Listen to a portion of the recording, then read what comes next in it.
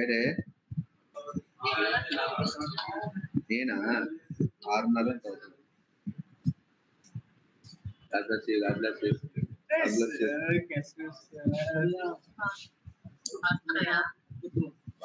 కాదు స్టూడెంట్స్ ఇద్దరు వచ్చి నమస్కారం పెట్టి వెళ్తుంటారు.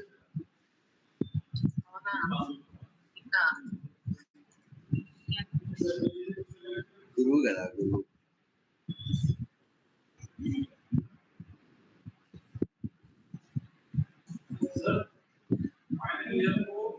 ఇంకేంటి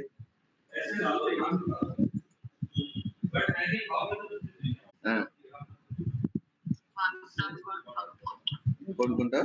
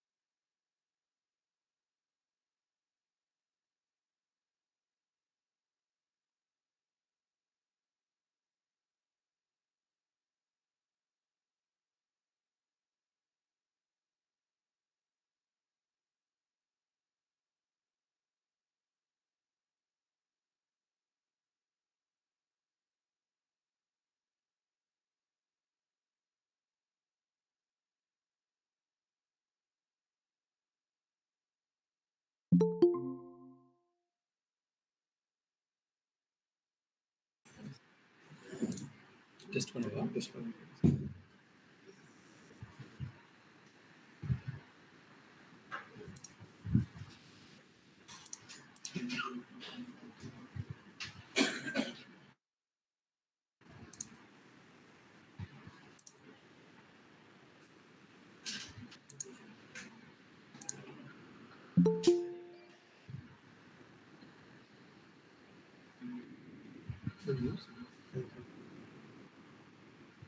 Hello, sir. Hello. Sir, it's okay, sir. It's visible, sir. Banner, everything. No, banner. Mute. Sir, mute.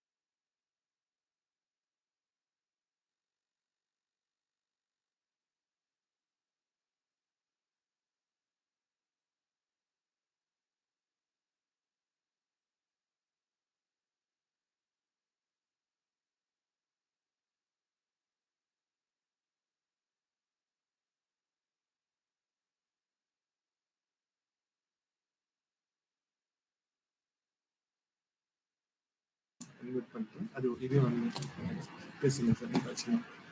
Hello, sir. Good morning. Sir, am I audible and whether my screen is visible to you? So screen is shared, sir. Okay, sir.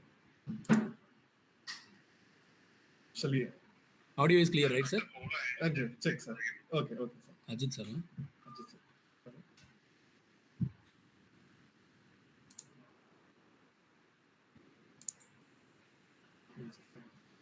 Voice பண்ணிக்கலாம்.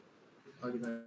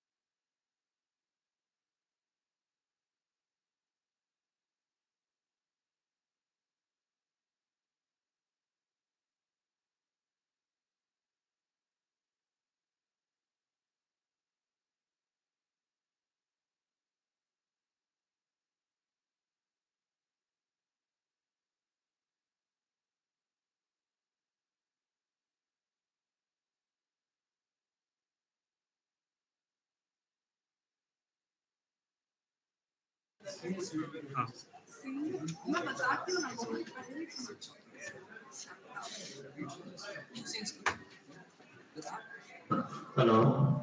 Hello. Hello. Okay.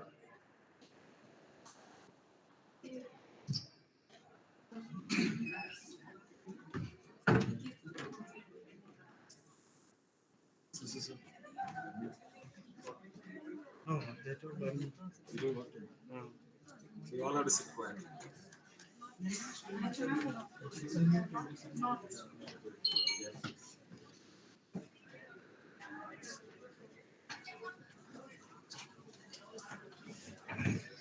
So they're typing in chats. They're typing in chats. How long will you need to wait? Welcome to my YouTube channel. So that's connected from this mic or direct webcam? Microphone. Microphone. No, whatever you speak, there. Mic. Uh, System. System mic.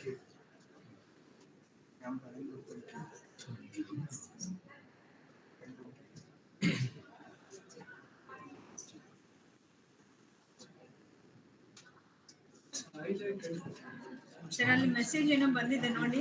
Okay, we see. Yeah, it's Murthy sir message ಏನೋ ಬಂದಿದೆ ನೋಡಿ.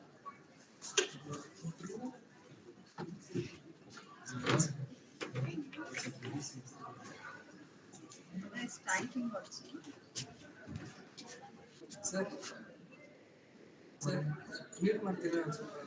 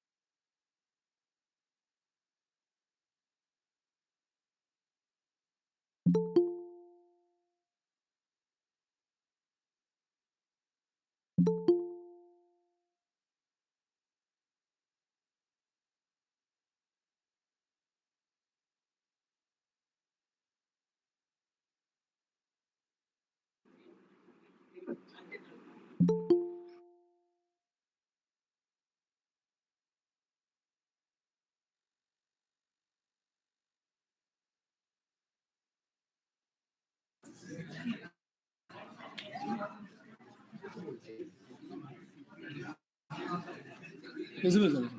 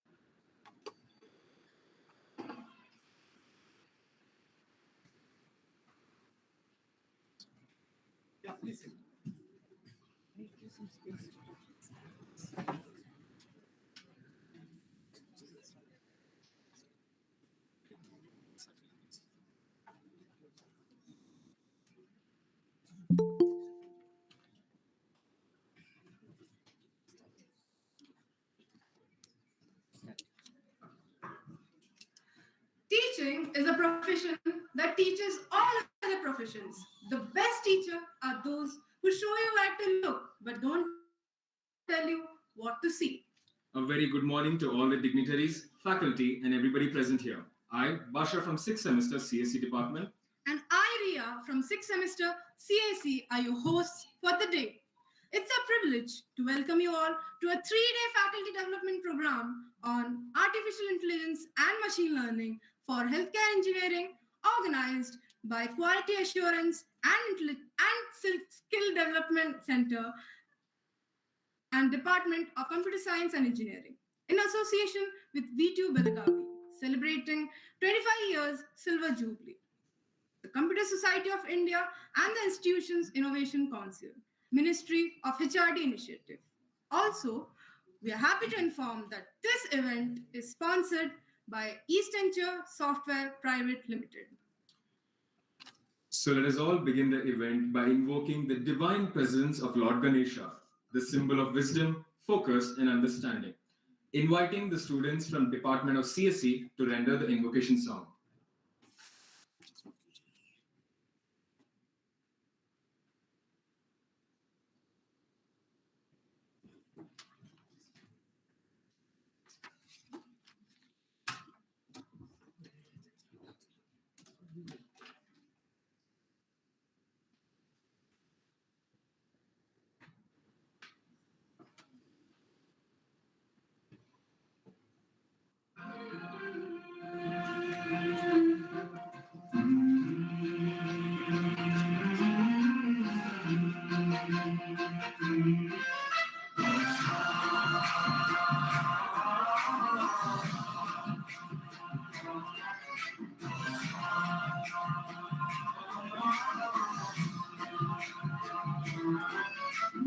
गणनायकाय गणदैवताय गणाध्यक्षाय धीमहि गुणशरीराय गुणमण्डिताय गुणेशानाय धीमहि गुणातीताय गुणाधीशाय गुणप्रविष्टाय धीमहि एकदन्ताय वक्रतुण्डाय गौरीतनयाय धीमहि गजेशानाय बालचन्द्राय श्रीगणेशाय धीमहि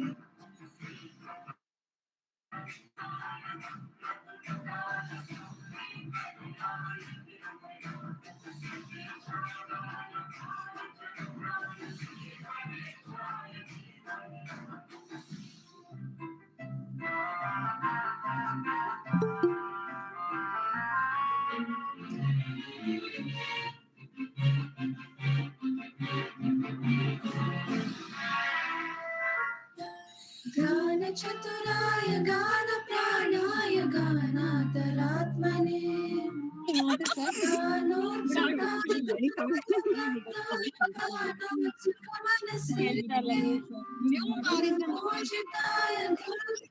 गुरुदेवताय गुरुकुलस्थाये गुरुविक्रमाय गुह्यप्रवराय गुरवे गुणगुरवे गुरुदैत्यकलाक्षेत्रे गुरु सर्वसदाराध्याय गुरुपुत्र परित्रात्रे गुरुपाखण्ड खण्डकाय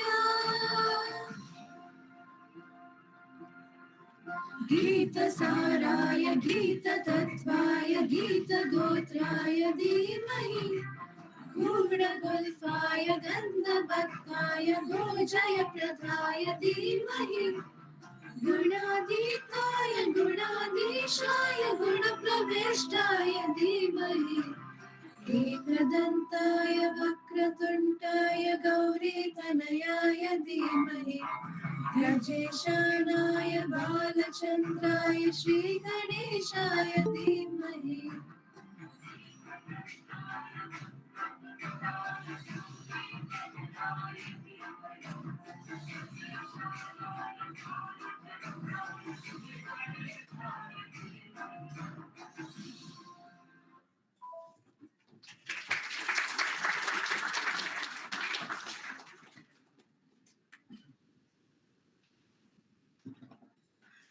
Thank you for that soulful rendition. Light is the universal symbol of truth, knowledge, and understanding. It helps to guide the mind through all obstacles. Let us commence this ceremony by the auspicious lighting of the lamp. Let me take this opportunity to invite our honorable dignitaries to light the lamp.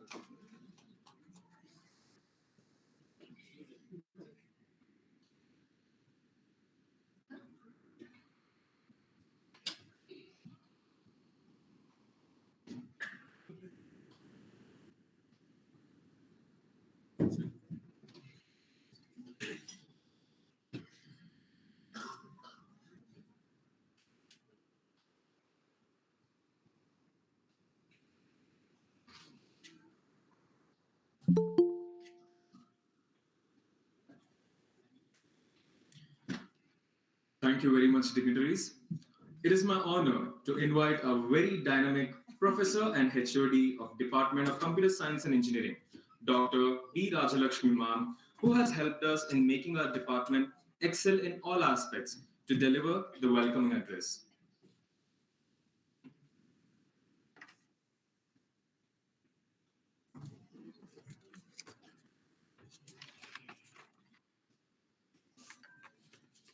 Good morning, everyone.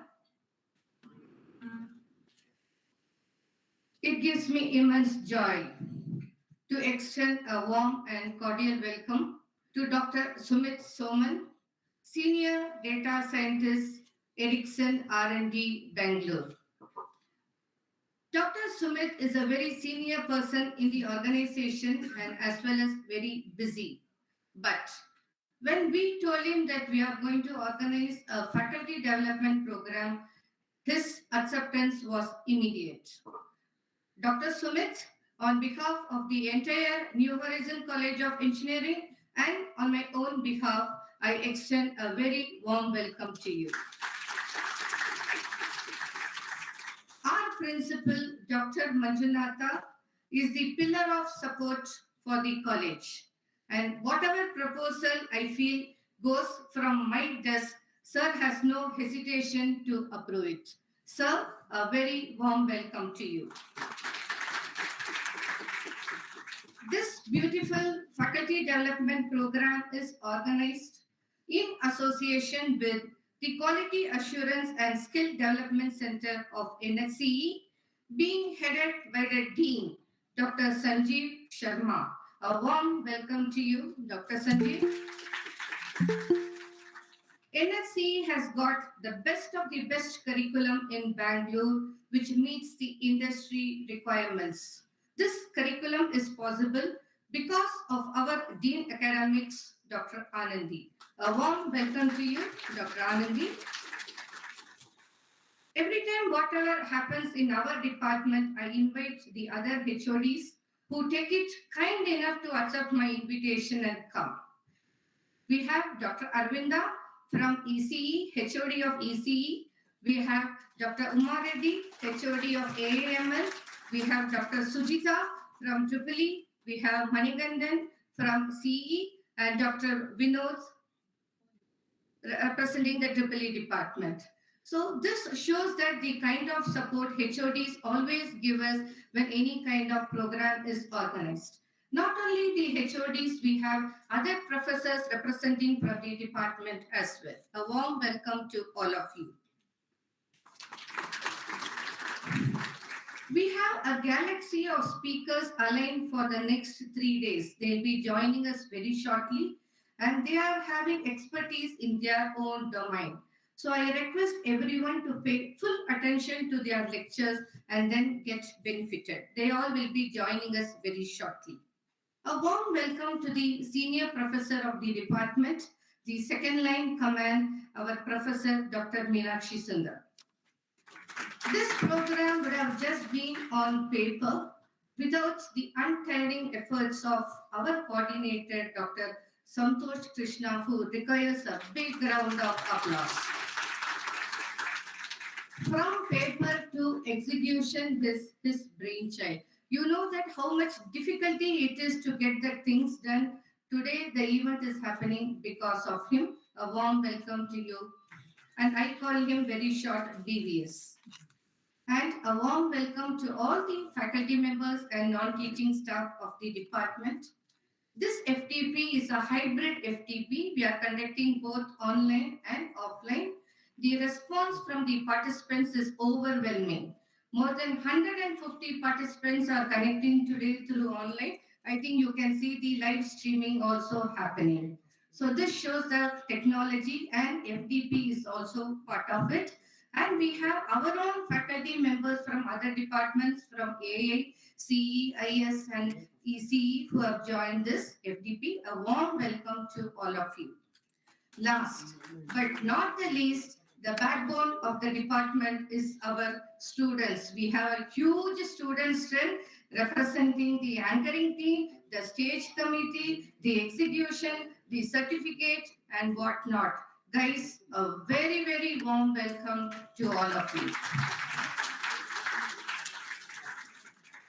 And I'm sure the next 3 days is going to be a great learning for all of us with a galaxy of speakers joining us shortly. Thank you so much.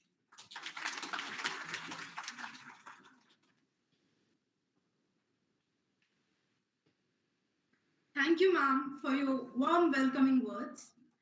It's my pleasure to invite our very talented, highly supportive, and incredibly enthusiastic Dean QSDC, Dr. Sanjeev Sharma, to address the gathering.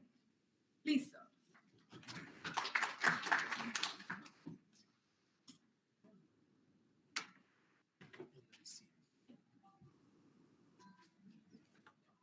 So a very good afternoon to one and all present over here. It was great talking to Dr. Sumit initially before the starting of the program. And I could make it out that he is also from CDAC, Noida. And myself, I am also from CDAC, Pune.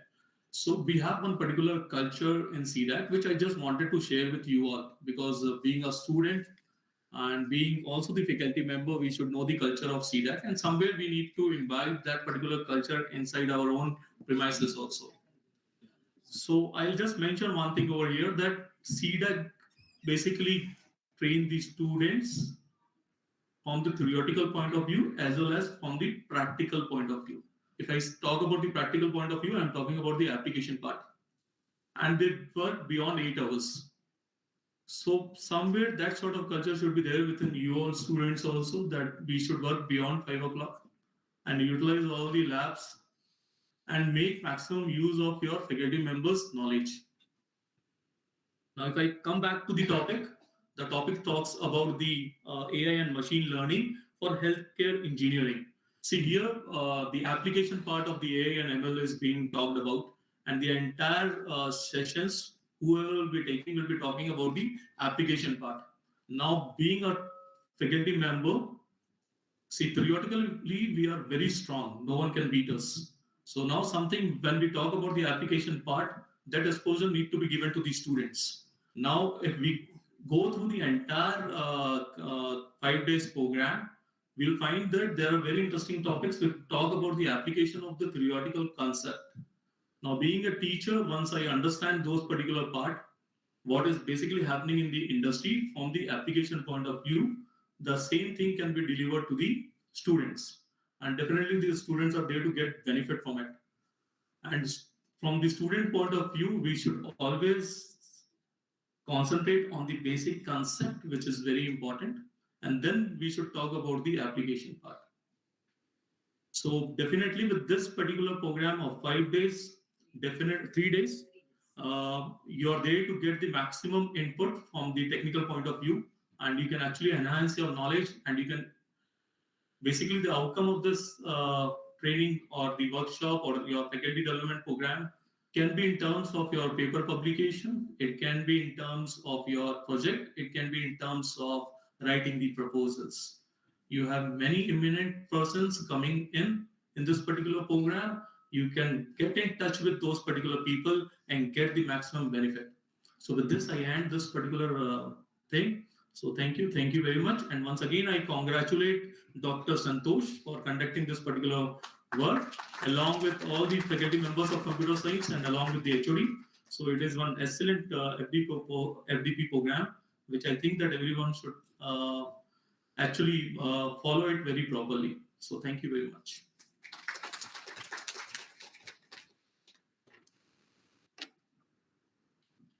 Thank you very much, sir, for those inspiring words.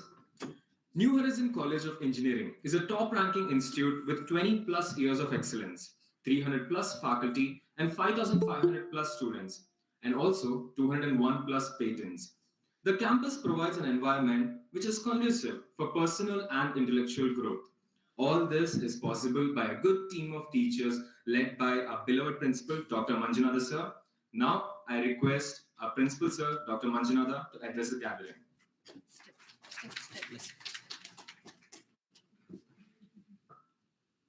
Good morning, everyone. Today, when I saw the topic, it's really excellent and it is going to serve the purpose of AICT initiative.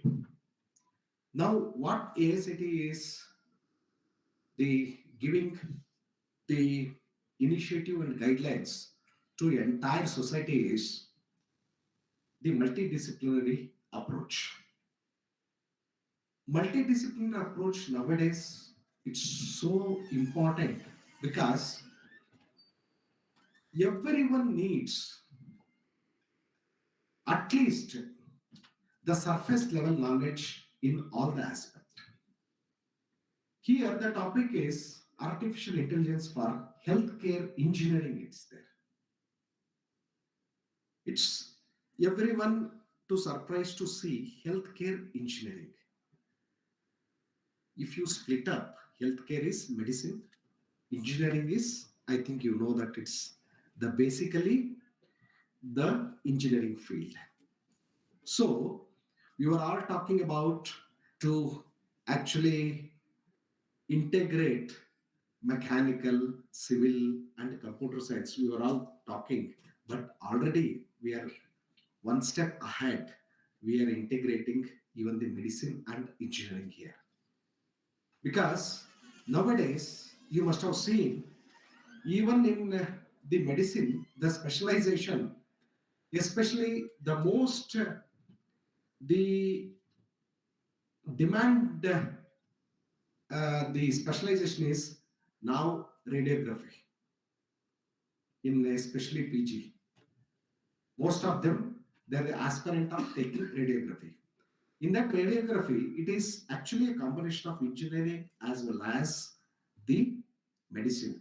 Because there, they are going to do CT scan, MRI scan, all scanning particularly. The scanner, it is evolved by engineers. And there, the display of the images, and most of the electronics, the faculty member, what I have seen, image processing, you are going to do many PhD topics. There, the image resolution, all those things, it is more important. Because started with X-ray, the next step is the CT scan, then further higher level is MRI. There clearly we can see the image of the entire bone structure, whatever it is, so that it helps the doctors also to diagnose what kind of disease the person has.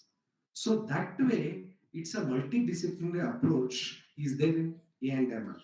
But if it continues, I think next, after 50 years, even you need not to go to the doctor to get a prescription. Just by having one machine, if you keep it, it is going to measure your BP, that sugar, whatever it is. If A&ML is introduced in that, it only actually tells what kind of medicine you are going to have it. So thereby the engineer's role is so important in emerging technology. Even you are all aware, we have computer science engineering, information science engineering, artificial intelligence. We have now computer science engineering in bracket data science. That means that totally 80% of the computer science, the core subject you are going to learn in computer science engineering, remaining 20% data science. If you are going to get some information about data science, you will become at least a master's in data science. But A&ML, it is something really it's different, because A&ML is particularly, it is going to help in all the applications, even data science also. Application, if you look at, even is banking also, data science is required. Especially chartered accountant, they should know the data analytics particular course.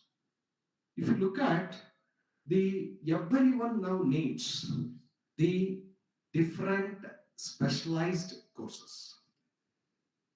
So that way, AICT has started with multidisciplinary. I want everyone to take appropriate courses. And according to me, demand is there for all the branches, not only one particular branch. Demand is there for all the branches, even including civil, mechanical, all those things. Because in civil also, if you put A and ML in civil application, we can put A and ML in automobile sector or mechanical sector. Everywhere we can do. So that is why the multidisciplinary approach is initiated, and everyone please actively participate in this FDP program, learn, and if you have any doubt also, I think it is possible to ask. Okay. So if it is a two-way interaction is very good, though it is online, even online also, see one way of initiative from the central government, very digitalization is happening. Even 3 years ago, we did not have idea whether we are going to take classes online.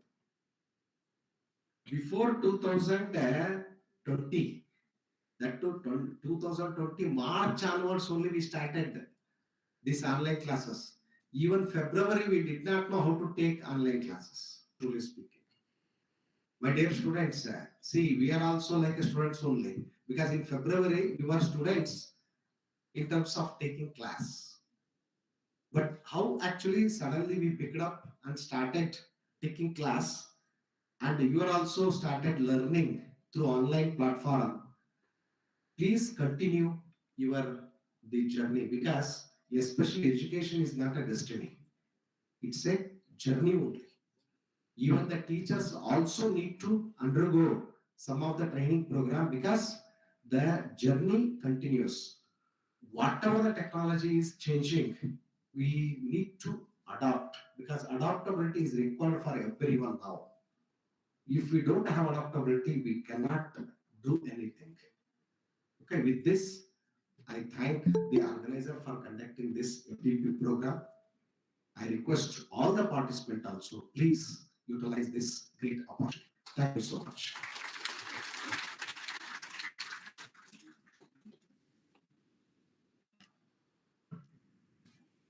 Thank you, sir, for always motivating us. It gives me immense joy to introduce you to our chief guest today, Dr. Sumit Soman. Dr. Sumit Soman is currently working as a senior data scientist with Ericsson R&D at Bangalore. Prior to this, he worked with the Health Informatics Group at the Center for Development of Advanced Computing since 2011 in various capacities. He holds a PhD in machine learning from IIT Delhi and is a senior member of the IEEE. He is the chair of the IEEE Bangalore Sections Census Council and ex-com member of the Young Professionals Affinity Group. He has published several research papers and patents, and is also an editor for the IETE Journal of Research. He is also a voting member of the IEEE Standards Committee Working Group on Standards for in vivo neural interface research and the IEEE Industry Connections Group for Neurotechnologies for brain-computer interfaces. His areas of research include machine learning, AI for telecom, and health informatics. He was also the recipient of Director General CDAC Young Innovator Award. Sir, it's a real privilege to have you here, and I would like to invite you to formally inaugurate the 3-day FDP and to deliver the inaugural speech.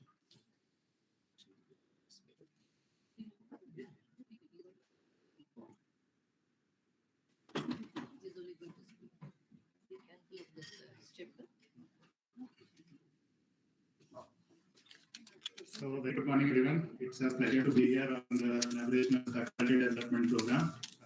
Principal Dr. Manjunatha, Secretary is Dean of USDC, Dr. Sanjeev Sharma, from the RJ Dean Academics, HODCAC, Rajlakshmi, and all other participants of the FDP. So, this is a very important and close topic, AI and machine learning in healthcare. And in CDAC, we worked a lot on this domain. And even I wanted to tell a small story that will probably be some inspiration to why this is very important. So when we started in 2012, there was one project where we wanted to develop brain-computer interface. So idea was that people who cannot move with physically. You can use the brain signals and you can develop a solution that will use a computing platform pipeline. And you can enable them to communicate. So, for example, people who are computer literate, they can use brain signals and communicate with the external world. So, at that time when we started, we looked some public data that was available. We built our classifier and machine learning pipeline and got good accuracy. We were very happy. We said this will work. And then we went and tried it out on some patients. But somehow none of it worked. And there was all confusion, not able to use and what we built. So then we worked with some neurologists. So we worked with this hospital which had a large neurology department in Hyderabad, in Bangalore, and then the teams in Hyderabad. So we worked with them and we tried to understand what is the actual problem with the data that we have. So all this public data is very clean, but actual patient data, when it is acquired in a noisy environment, you need a lot of processing, a lot of practical challenges with the data. And then we built a system with them, with the clinicians. With IIT Delhi, we worked with a couple of faculty there, and CDEC also was part of the development of the software pipeline and processing pipeline. And we were able to actually get a system that people in the hospital, they could use and communicate. So there were like at least 5-10 patients in the department at that time who were under critical care. I mean, they could not actually do any physical movement, and they were paralyzed due to stroke and other brain-related disorders. But because of the system that was built, that was stemmed from a practical use case. Even the neurologist helped us understand what kind of data is there, what kind of processing we need to do. And because we worked in this multidisciplinary environment where there were computer scientists, there were software engineers, there were neurologists, there were machine learning experts. So we were able to build a solution that actually can be used. So this, is essentially a large motivation, because healthcare is something that the public will get impacted. When we go to the doctor, we just, we go for some ailment, we get a prescription. But from the back-end perspective, there is a lot in the healthcare domain. It needs to evolve for the whole country, because it is something that will affect not only, even the poorest section needs good healthcare. So one aspect of it is, of course, all this radio imaging and computer vision related problem statements. The other aspect is also a lot of healthcare data is there. So your health record has to be available. So you go to one doctor, tomorrow you go to some other hospital. The entire health record has to be available in a standardized format. You need to mine a lot of this healthcare data across patients, across medical institutions. For example, if you get the record of a government hospital, you will have n number of patients. And a lot of test data, demographic data, or disease data, all of this is available. So then it's all about how well the solution is developed, like how much AI/ML we are able to incorporate into these pipelines, into these use cases. So that is why, in general, healthcare and machine learning are very closely tied. You would have seen a lot of enterprises also investing. So Google, for example, has done a lot of good work in diabetic retinopathy detection from images. So, and they have tried out in hospitals. That is the main part of this implementation story. So this is, of course, a very relevant topic.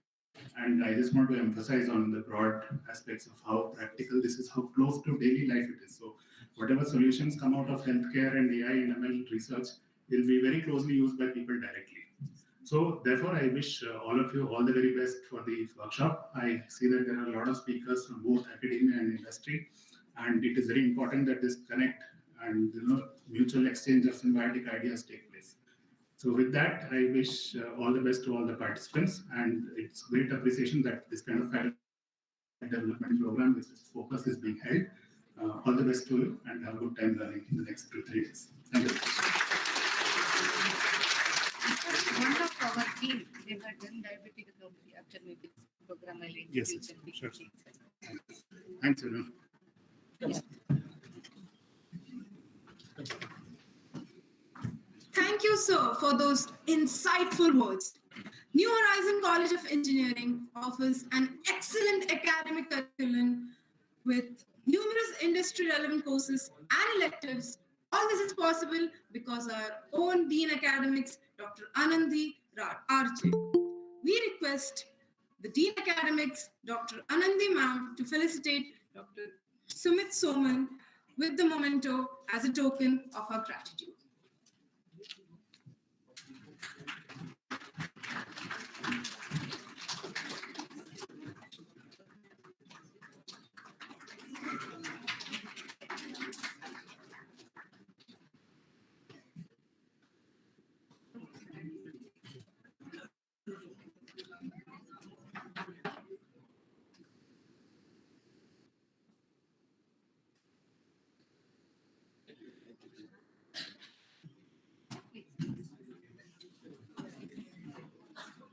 Thank you very much, ma'am and sir. With this, we have come to the end of the inaugural program.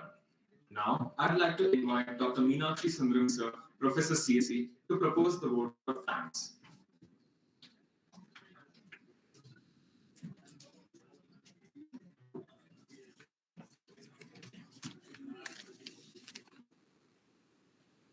Good morning, all. Thank you. It's such a prayer that cannot be seen or touched. It must be felt by heart. I feel honored and privileged to get the opportunity to propose a vote of thanks on this occasion. I would like to thank our chief guest, Dr. Sumit Soman, Senior Data Scientist, Ericsson R&D Bangalore, for his inaugural speech. I'm also very much thankful to all the invited speakers for the 3-day FDP on A and ML for healthcare engineering. Words are not enough to thank their constant guidance and support to shape this FDP. I, on behalf of organizing committee, convey my deep regards and hearty thanks to our principal and deans. They helped us in obtaining the necessary administrative approval for organizing the event in our campus. I would like to thank our beloved head of the department, Dr. B. Rajalakshmi ma'am, for her constant help and the guidance that radiated a source of energy within us.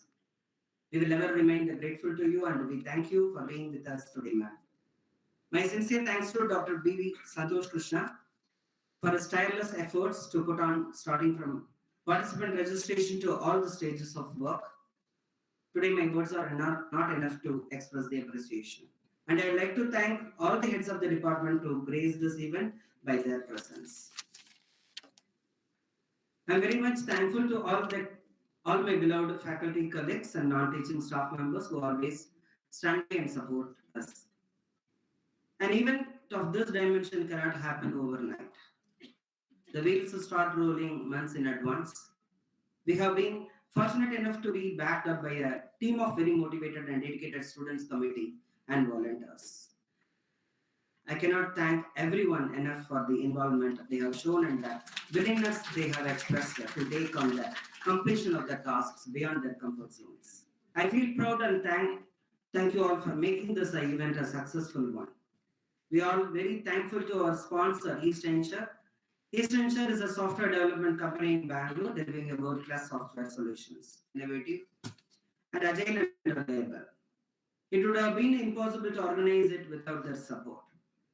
Thanks all of you for making this event a successful one. Have a wonderful, knowledgeful sessions from today till Friday. Thank you.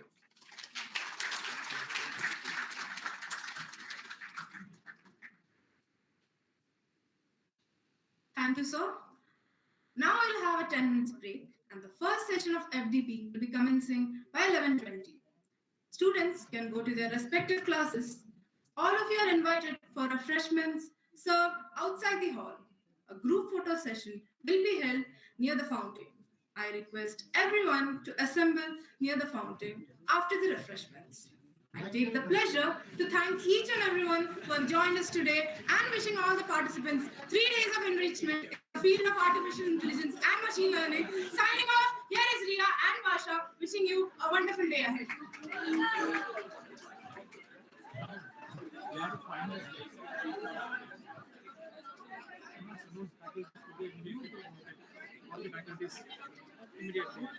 All the faculties. I request all the faculties to assemble near the fountain for a group photo. All the participants as well. Participants for what? Anything else?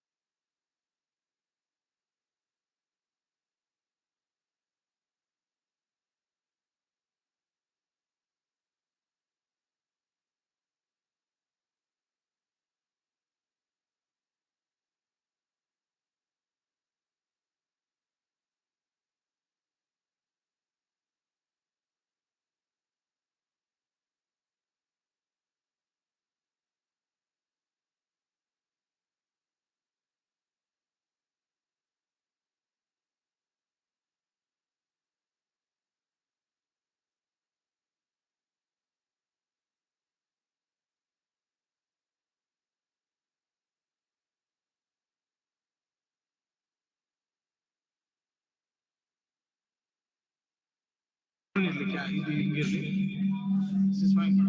Admit ಮಾಡಿ ಅದನ್ನ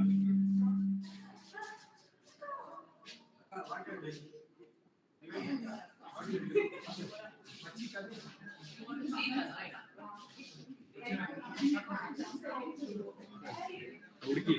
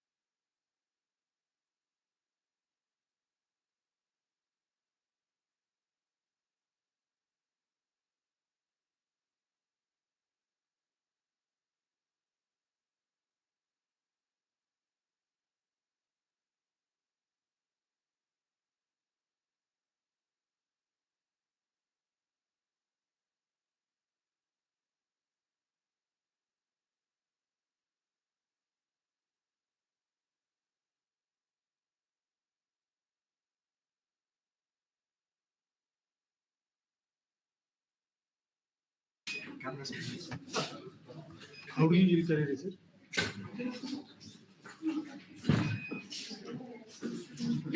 You'll be it is 11:30.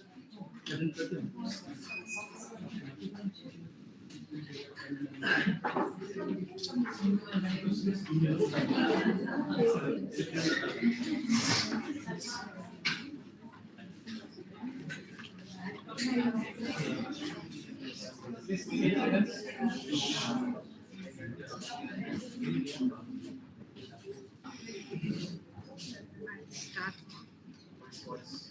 Good morning, everyone. Hope all of you had a good break and photo session.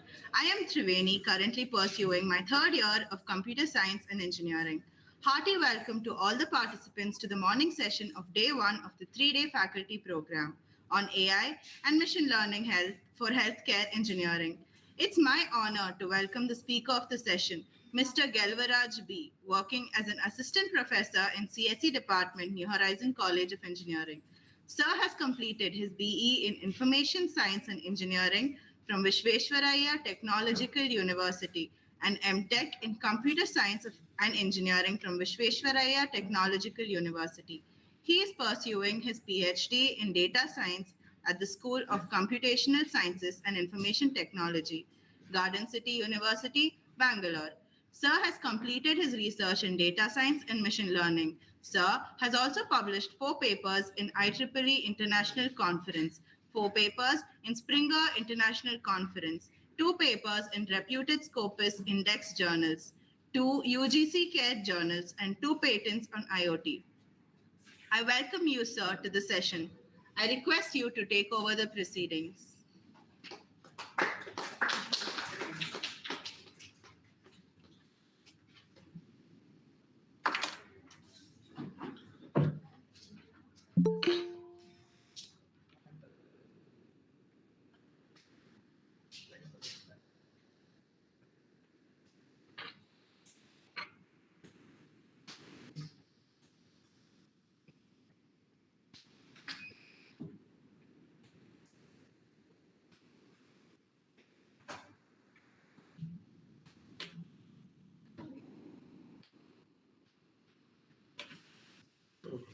Thank you for the sweet introduction.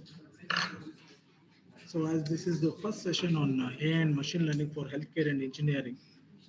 So first thing I want to welcome you all because we are hosting from the CSE department from New Horizon College of Engineering.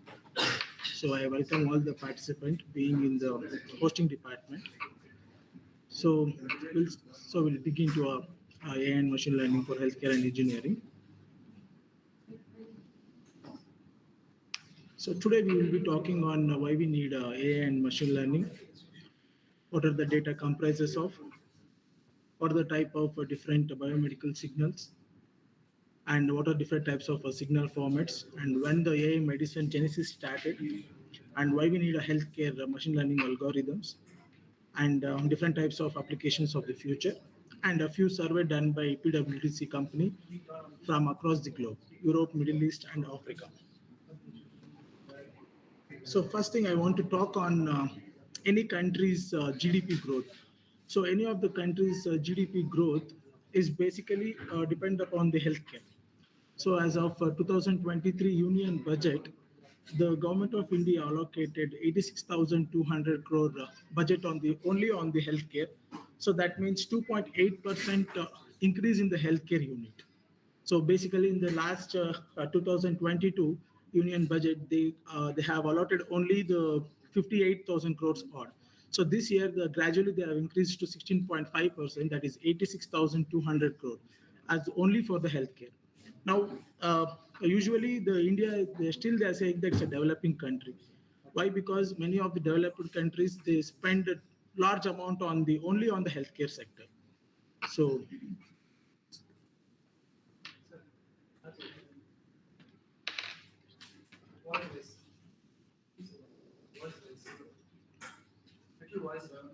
louder. So now, what is the ratio of people and a doctor in India? So that is the one major concern today. So as we see now, there are for 1,000 people in India, we have only one doctor who is serving us. So this is a need for an hour in AI and machine learning. So wherever, as we can see in during the COVID-19 also, many of the hospitals were suffering from no beds, no doctors were treating properly. So these are all the challenges we faced in India. So as per the 2022 data from the Rajya Sabha, they says that the amount for 1,000 people, we have only one doctor. So that is the need for an hour. Now AI and machine learning is much required in healthcare. So now, so this is the statistical data which comes around 2022. So says per person how much the country is spending.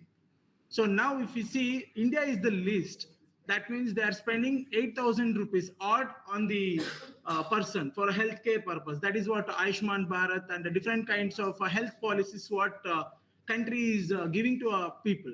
So 8,000. Now if you see the highest highest country who is spending on a healthcare is United States. They are spending around $12,000. So this whatever the left side y-axis you see, so that is in terms of amount. I mean, in terms of dollars, you can see from it starts from 0 to $2,000, 4,000, 6,000, 8,000, 10,000, 12,000 in terms of dollars. So if you see, US is spending around $12,000 only on the health purpose or for a single person. So when it compared to India, it's only 8,000 rupees. I mean, compared that is because it's just above the zero level. That's all. So it comes around 7 to 8,000. So this is one of the thing where India is lagging in a healthcare. So next is deaths due to inadequate access to a healthcare. So in India, this is a 2018 statistics. Later COVID, they have not done any kind of statistics.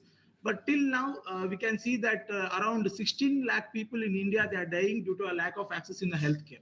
So these all the things which are much needed today for the healthcare purpose, why AI and machine learning is needed. So as we can see the India's statistical data, so somewhere we are lagging in technology adoption in the healthcare.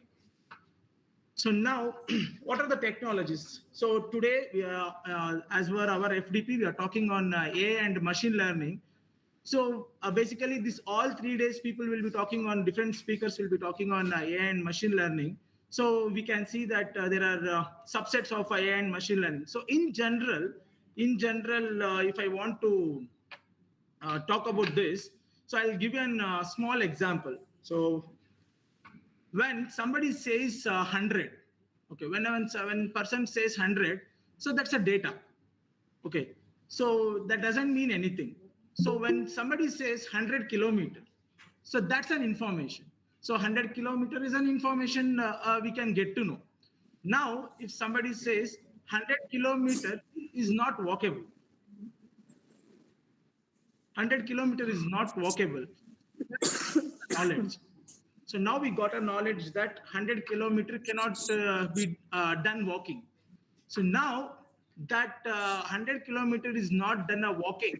So that is a machine learning analysis. That's the part where machine learning works. Now with that, whatever the 100 kilometer, now some person will say that 100 kilometer we cannot walk, but we can take a car rather than a bike. That is where the wisdom rules. So wisdom. So first is the data. From data we grab information. From information we grab a knowledge. From knowledge we grab a wisdom. So knowledge is the part where machine learning works. Outer broader area where this wisdom comes out, it's an AI.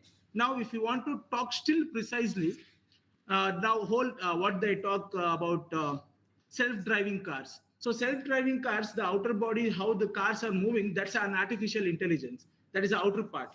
So how that analysis is done, how the vehicle is driving on the road, how it is crossing the obstacles, that is where the analysis part works. That is where the machine algorithm works. So this is what the AI and machine learning.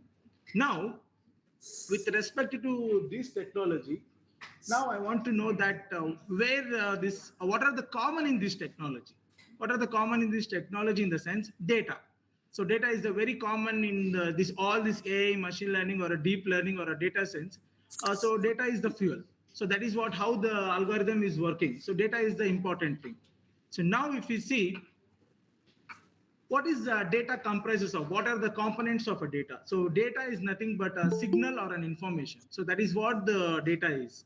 So now, what are the different sources of data? So obviously, we have a medical devices, we have a smartphones, we have a laptop, we have a sensors, we have a different smartwatches, smart devices. So where we get, so these are the different types of source where we accumulate this data. Now, next is what are types of data? We have a numerical data, we have images, we have audios, we have videos, we have PDF, we have Word files, we have Excels, we have CSV files. So there are so on. There are different types of data are present. Now, where all this data are used, what are the types of applications where this data is used? First thing is Google Maps, that is a tracking, whatever this Ola and Uber are using now, that the data. So that is for a tracking purpose, medical, communication, social media, e-commerce, so on, like sports, e-commerce. So there are entertainment field and games. So these are the different types of application where the data is used. Now, particularly as this is the healthcare, so we'll see what are the different types of data which is available in biomedical. So that is what the next thing. First thing is, why is that healthcare is booming today? Why? Because first thing is 30% of the global data, whatever is there on the Google, so 30% of the data is almost, it's on a healthcare. So they're saying that by 2025, its CAGR is nothing but a compound annual growth rate. So it will be increased by 56%. That means adequately it's growing faster than the media and entertainment field. So healthcare data will be hugely available in anywhere in the public domains. And thing is, first thing I want to say is Google. So Google, if you talk about Google, so Google process around 20 petabytes of data every day. So 20 petabytes of data. So first thing is 1 petabyte. So what is the 1 petabyte equal to? So 1 petabyte is equal to, it comes around 500 billion pages, text pages, 500 billion text pages. Just you think what is the computational power required for processing that around it comes around 5 to the 10, it comes around 10,000 billion. So how much computational power is required? Now, if you just think how much of the data is available in the Google, so that is most important. So now this is where the healthcare is playing a major role. So next one. So after this, what kind of a data we are accumulating now as a human being or an organism? So every part of the body is emitting a different types of signals. So only thing is we need a devices. As of now, we know only ECG, which accumulates the heart signal, but there are different types of signals which are emitted by the brain, and we can accumulate those signals. So we'll see what are the different types of biomedical signals, from genes to proteins to neural and cardiac. So everything can be accumulated as a data. So sometime it can be a numerical, sometime it can be a image, sometime it can be a video, it can be a voice signal. So it can be a rather different types of a data. First thing is I want to talk about electrocardiogram. So electrocardiogram, you can see ECG. It's a very basic thing. Many of we have took our parents for this ECG purpose. So where they keep a cathode rods on our chest, and they start accumulating those signals through we can see it in the monitor, and we can see in the printer too, that how the signals are printing it. So this is the one way of biosignals where it can be captured through electrocardiogram. So next is electromyography. Electromyography is the nerve cells and muscle tissues, they transfer electrical signals that can be captured through this electromyography. That the term is called a motor neurons. So motor neurons is used to capture these signals. Next is electroencephalogram. So electroencephalogram is basically is used to capture a brain activity. So now if I want to talk about this, so even when we are asleep, the brain still is active and it's sending a signals around our body. So whenever even sleep also, the signals will be passing. So that signals, and they keep a small electrodes on our spinals, and not on the spinal, sorry, on the skull, so that they can accumulate this data. So this is the one kind of biosignals which can be captured. Now electrocoologram. So this is where the cornea in the sense in the near the part of an eye, where this is a thin layer where the light enters into an eye and emits back. So that is a small thin layer where this same electrodes will be kept and where they can capture these electrical signals through electrocalogram. So this is the one kind of device where these silk signals can be captured. Next is electroretinography. So where we can see how the retina is working, whether what is the health tissues, how the tissues are working in retina, whether it's in a proper manner or not. So that can be done by electroretinography. This one maybe many of us would have undergone in normally in the opticals. So where they use that machine to see our how far we can see the sight signals. So there is the electroretinography. Next one is electrogastrography. So this is usually whenever the stomach, that bowel sounds, even in the stomach also there will be electric signals will be passing from intestine to a larger intestine to a smaller intestine and through a liver and a gallbladder, and even with other organs inside the stomach. So that activities of the this one stomachs. So even that signals also can be captured this through this electrogastrography, and they can get to know even in the doctors when they use that stethoscope, they'll get to know whether when our abnormally when our stomach is giving a signal. So they get to know, and then they say that you are under nausea and you are under food poison. So you are under you have just a gastrointestinal problem. So this is how they get to know. So different of types of diseases have a different types of electrical signals will be passing through it. So this is how they find out with these devices. So next is a phonocardiogram. So this is usually used to record the heart signals. Usually what they do is they connect this device to an heart and they start recording it. So when heart, if you YouTube it, the different types of heart, I mean, if there is a one single mole or a 2 moles, or if there is any cardiac arrest is going to happen, the heart beats will be like different. So that is how they find this thing. So that they record this using this photocardiogram, and then they take it for an analysis purpose. Next is photoplethysmology. So photoplethysmology is used to check our blood volume, whether our blood is too thin, or whether it's a condensed, or whether it has any kind of clottings inside. So this photoplethysmology is a technique used to find the volume of the blood. So these are the different types of biomedical signals. Still there are a lot. Only few have taken, which is very understandable, and where we can easily go through this, because everybody has gone through this kind of a biomedical signals. So I have taken only few. So these are the different one. Next is, as we can see, the signal formats. So obviously signals in the sense, as I told, electrical signals. So that might be in the form of numbers, or it might be in the form of a graph. So it might be analog form of a graph. So next is an image. So MRIs, CT scans, X-rays will be a form of images. Sound-based audio, as I told you, photocardiogram, it gives an sound as an output. So where we take it as a sound. Categorical values, now this is a challenging one. Categorical values, if you see, just if you go for a diabetics, what you call to check a diabetes. So diabetes, if you check that one, any of the report, there will be a like 16 to 20 parameters. That is an attributes. So when there is so much of a data is available, it's very hard to make it feature extraction from those. So first thing is you have to check which is suitable for you to find out diabetes. So that is the reason healthcare is a vast area where requires a lot of expertise to work on. So next is people think that AI is only today it's trending, and today it's happening from past 20th century or 21st century. No. This is from a very old time. First paper was written by this Robert Ledley. So he published a paper on how the computer systems, electronic computers, can help the medical care. So this was the first paper written in 1959 to help how the computer systems will help the healthcare in future days.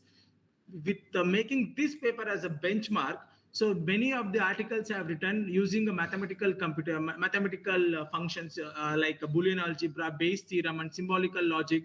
So many of the paper have written based on keeping this as a benchmark. So this is the first paper written on AI in medicine. This is the first paper in 1959. So now later part in the 1976, so mycin is a first expert system on or an artificial intelligence program which is developed by the Stanford Medical School. So mycin, what you call, it's a kind of a suffix name, and usually even today also there is a drug available for antibiotics. So mycin is a kind of an antibiotic. So they made a one smaller test to for a disease called meningitis. Meningitis is a disease which is caused by a viral or a bacteria. So viral or a bacteria which affects the human body and brain. They start getting headaches and fever and nausea or vomiting. So this is for exactly they developed this mycin expert system only for the meningitis. So what they have done is first they have given the 10 patient whatever all the data to that mycin system. Then 8 patients data they have given to the physicians who are expert in meningitis. But during the 1976 itself, this mycin expert system won against that physicians, saying that with a good accuracy and giving the good what you call recommendation of a treatment. So so it's not a new AI healthcare is not new. From very old days, from 40-50 years back, they started adopting this in a Western. So but day by day, it's coming towards Asian countries. That's all. So this is the first two very classic examples of a genesis of AI in medicine.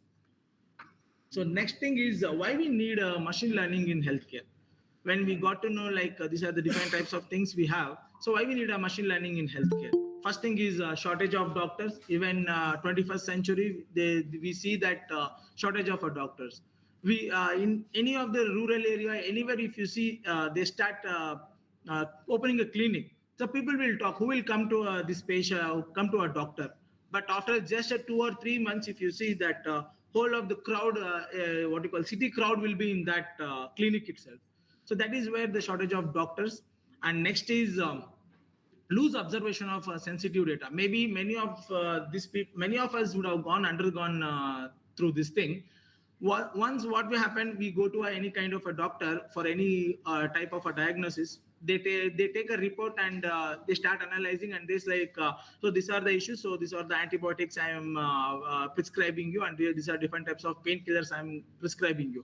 They'll say like next 1 week you can visit us back. So once a visit back, then they say that, oh, this is the one parameter I have missed. So that is why still you are having a pain, or still that infection is not reducing. So when they say that, that means they have made a loose observation. So that is where AI or a machine learning algorithm will come into a picture. So that none of the machine learning or none of the sensitive data will be lost. So that everything will be analyzed and everything like proper effectiveness of a diagnosis can be done on the disease.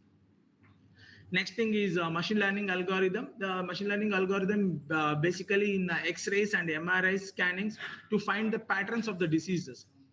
As we say, machine learning algorithm, this one I have experienced it with my relatives. Even though there is a CT scan and X-rays or what you call MRIs, still machine learning is not at all. Even doctor won't take this one as like a priority one. Even they take it as a like 6th or 7th priority.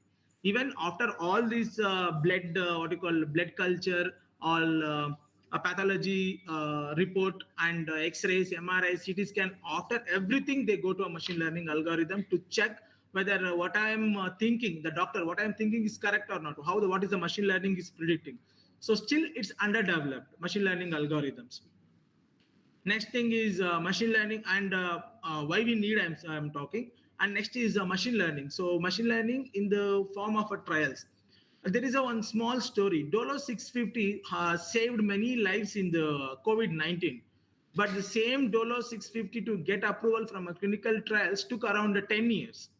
So that trials, whatever happening in the medical pharmacy, I mean, pharmaceutical industry can be reduced using a machine learning algorithm. How? Like finding a different types of patterns of health issues of people and start training and machines with good data and making it as a clean data, and they can find a different types of patterns in the DNA of virus and a person, and they can form a drug to find an antibiotic of it. So this is the one of the classic example of where the machine learning algorithms can be implemented. Next thing is machine learning. Nowadays, even Manipal hospitals is using what we call chatbot to book an appointment. So this is a one tedious thing can be reduced, that we don't need to call up and make our appointment. So once our appointment is the next month, 25th, so the app itself will book an appointment for us, locating the doctor availability and a time. So this is what where ML can be used in a healthcare. So what are the different types of top AI algorithms and in a real time? So artificial neural networks. So artificial neural network is a subset or a sub algorithm of deep learning. Okay. So artificial neural network is a kind of an algorithm, doesn't need too much of a supervision of a person. So once you are making a machine to learn about this algorithm, so it starts working on it. So where these different types of CT scans or MRI scans images, so everything will be fed into that ANN algorithms. And even they give a proper accuracy. Even today also, there now what I told you, the machine learning algorithm, what they use for a prediction in a CT scan or what you call MRI scan. So this artificial neural network is used there. And text and speech recognition. Even I told you the photocardiogram, the sound of an what you call heartbeat. So here, in that place also artificial neural network is used. Next is logistic regression. So logistic regression, as we know, it is used for a categorical data set. So categorical data set, in the sense we'll be seeing soon that it's a different types of diseases, whether a person is malignant or not malignant, whether a person is infectious or non-infectious. So there we can use a logistic regression algorithm. And next is support vector machines. So support vector machine is a type of an algorithm used in a drug discovery. So why it is in a drug discovery, in the sense it's forms an hyperplane where different types of category of the people will fall under fall in different types of second. So when I make a hyperplane, so if the data is an imbalance also, or it is not complete also, so here there will be a set of people who is good with antibiotic, whatever the drug they discovered, if they fall under in this hyperplane, so they consider, then they take out the data set and they form an drug. So when this kind of a people, in this hyperplane, the people are falling under different category where that whatever the genes formed by that drug is not suitable for those people. So of course they will be avoiding that, and they'll check that what kind of what you call recaptions will be happening from that people, so that they'll form a new drug. This is the one. And random forest algorithm basically used in what you call, this is a kind of a decision tree. I mean, the prediction, again, the random forest algorithm also used for a prediction. Basically, it's used for image purpose and also for the signals of the electrocardiogram. Next is K nearest neighbor. So this is the K nearest neighbor algorithm. Is usually basically it's used for a clustering.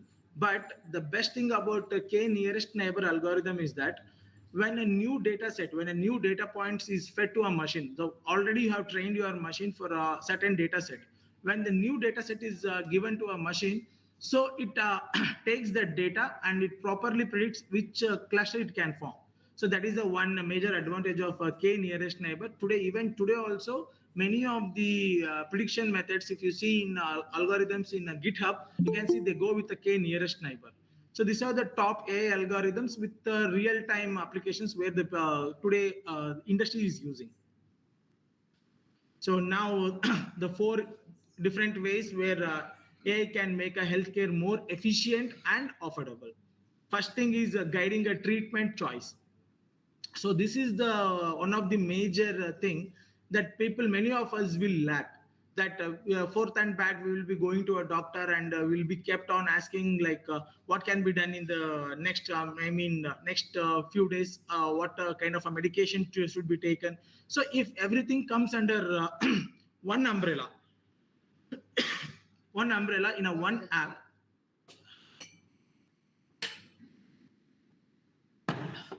so one umbrella, so that it will be a very easy to track of what is the different types of reports generated by medical what you call blood reports, and what kind of a doctor we can choose, and at what time we can choose, and what are the different types of diagnosis can be done. So this is the one of the major healthcare where a major part of an AI where it can be used in healthcare. And why I'm saying affordable in the sense, so forth and back going to a doctor and booking an appointment and coming back, it's a tedious act. So there we can save a lot of money. So next is more efficient diagnosis. Of course, machine learning algorithms, if the machine learning algorithms are predicting what diagnosis can be done to a patient, so that helps the doctor. So doctor, if it is machine learning algorithm is saying like 2 to 3 types of a diagnosis, so then it's a easy to a doctor that he can talk to the other experts and get an opinion that these are three types of diagnosis which is recommended by an AI algorithm. Which shall we choose? So that makes a lot of time, less time to predict and what can be done to a patient. So as I told, next is clinical trials optimization and drug development. So this is the one. Clinical trials and optimization, there is a one good example we have, that is for Ebola. For Ebola, they took around 10 years to find the drug for same like a Dolo 650. But when they fetched the data from that, whatever the data they got for Ebola, when they fed it to an IBM Watson, that is a AI machinery supercomputer which is in IBM. So it gave an answer for that drug within seconds. Within a seconds, they say. So that is where if the data is proper, if the data is huge, you need a lot of computational power to process the data. So next is empowering the patient. So empowering the patients in the sense we have what you call making them adopt to a different types of technologies. So that is where this empowering the patient comes. Now, if you see, before we had only Fitbits. Fitbits used to check only our heart rate. Now, if you see what are the smart watches we are having, so it can now it can capture our SpO2, even it can capture our heart rate, and it can show how much efficiently we are sleeping in the night. So they say that how much sound sleep we had. So these are the different types of data today's smartwatches are collecting. So this is all the different types of place where AI makes efficient and affordable. Now, what are the applications in a healthcare for the future? So asynchronous telemedicine in Australia. So this is already in a use, which is asynchronous telemedicine in Australia. So this is just a big word, but is nothing but a EHR, electronic health records. Okay, so electronic health records where you no need to meet a person and say about your disease. So everything it's in an app. So whatever you need, you'll be connecting with government doctors, so that you'll be saying these are the symptoms I am feeling. So whenever he is available, he will look into a query and he will revert back and say that these are the types of tests you have to undergo. So when you send that test reports to him, so again, whenever he's available, he will check and he will say like, okay, if this is what the disease you are suffering from, and this is what the prescription you should go under. If not, he'll query you back that no, this is whatever the test is done is not enough to symptoms what you are suffering. So again, he'll say a few more tests. So this is one of the telemedicine in Australia where the people are using it from the Australian government, and they say that almost by this software, as per the survey of 2022, they saved around $1.6 billion in Australia for what you call offline health. If people are going for offline health, it costs them for traveling, it costs them for food, everything. So this is what the amount they have saved, they say in Australia when AI took place in healthcare. So next is ambient intelligence and emotion AI. So ambient intelligence and emotion AI is nothing but Alexa with a facial recognition. That's all. Alexa with a facial recognition. Alexa only does voice recognition, but this does an face recognition including. So now why this technology is required? When a patient is admitted to an hospital, so of course he'll have a pain, and he will have sometimes he might feel a relief, sometimes he might feel a sleep. So by this what you call technology, by this technology, it will be a monitoring the patient, and they get to know that when a drug is given to him, whether the person is feeling happy or not, whether the person is comfortable with the drug, without monitoring him, standing there and monitoring him with his data, whatever the this software captures it. So they get to know that how is patient reacting to a drug. So this is the one thing, and that is what ambient intelligence and emotion AI. And whenever if he's falling asleep, so around him the light dims, light changes, and a soothing music will come out. So this is the one. It's already in use in Europe and Western countries. This is ambient intelligence and emotion AI. Next is a wearable health sensor in the form of skin patches. Now, this is a one kind of a technology or a device which is a game changer in AI and healthcare. So we have a wearable watches. So in the same way, we have a this device called a BioBeat 24. It is developed in California. That is a Caltech company. So Caltech Institute. In the institute, they have developed this. So this is for 24 hours. Later, it will be like it will be a weight. It will be a decomposed one.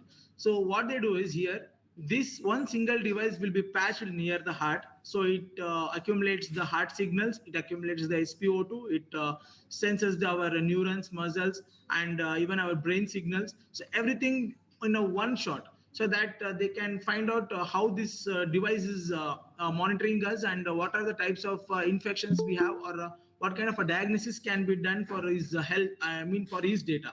So this is one of the device. It's already in use, but thing is it costs around $1,000. So that is why still it's not available in the too much in the market.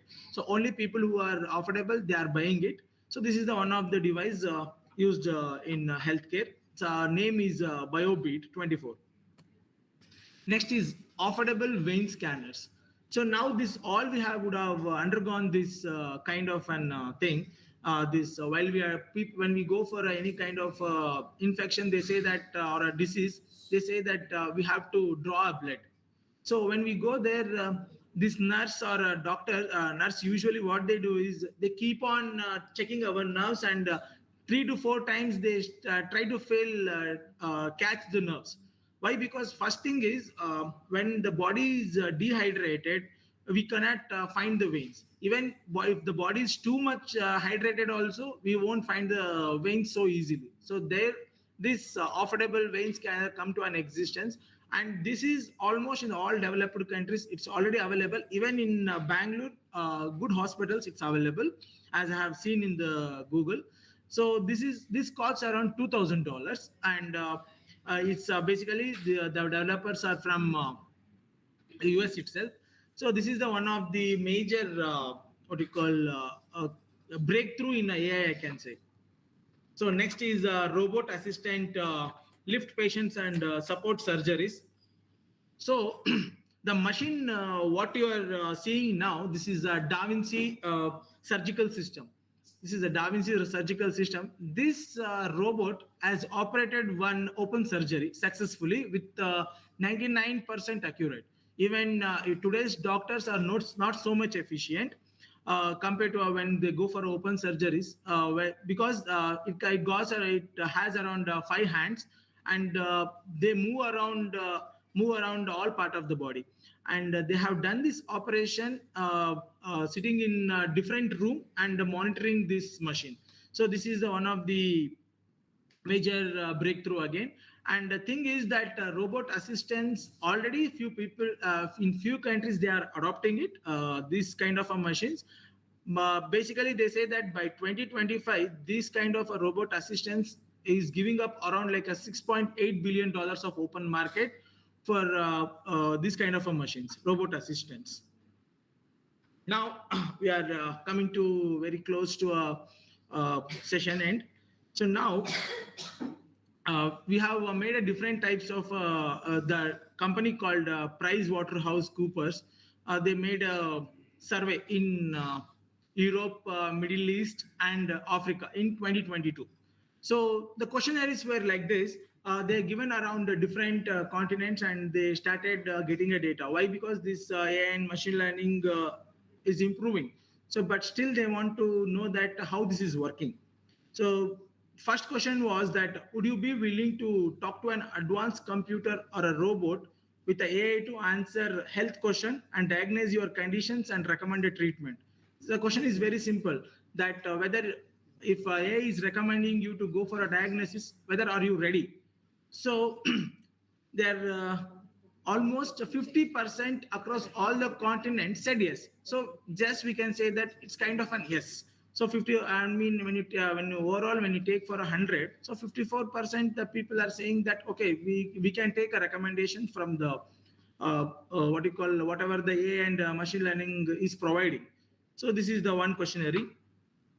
Next is how willing would you be to use intelligent healthcare assistant with AI via smartphone, tablet, or a personal computer to monitor your diabetes. So of course, this is 61% all across the continent said, okay, we can go with it because this is a very normal disease. Diabetes is a very normal disease today. So people are said that, okay, we can go with whatever the AI healthcare assistant is giving. We can go with the recommendations of the app. So this is the one of the second questionnaire. So next is which procedure or services you will be the most willing to receive from an AI or a robot if you are required them to be done. So this is where the challenging comes up. Now they have given a different types of questionnaires, but as per the standards, only a person can choose the three items out of it. So there are first thing is 37 of the people say that monitor my heart condition, note symptoms and advise on a treatment. And next is check my heartbeat rhythm, make recommendation based on results. And third is provide a customized advice for a fitness and health. So as we can see, so many of the people, they don't want AI to treat them, just they want the recommendations from the AI, not to treat them whatever the virtually or whatever with the robots. They don't want, they just want a recommendations from them, what can be done in the future. So this is where now people, now you might be come around chat GPT.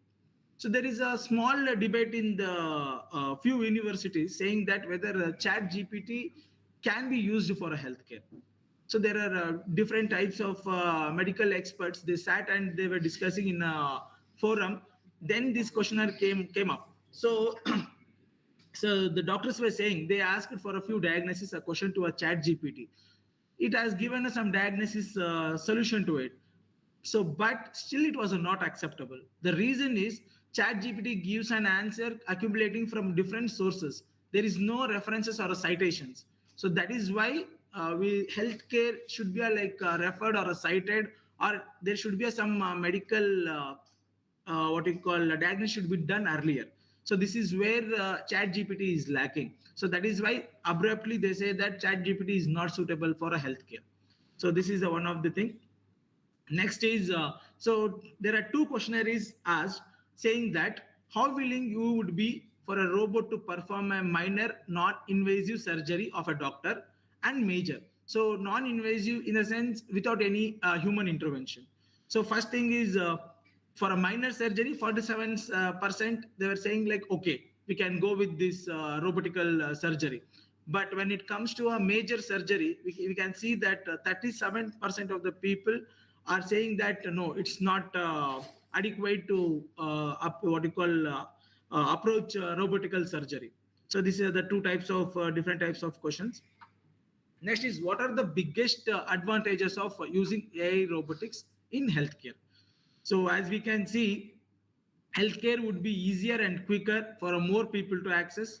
That is for sure. 34% people, as you can see from these questionnaires, they're saying that three questionnaire what you call 3 options they can opt.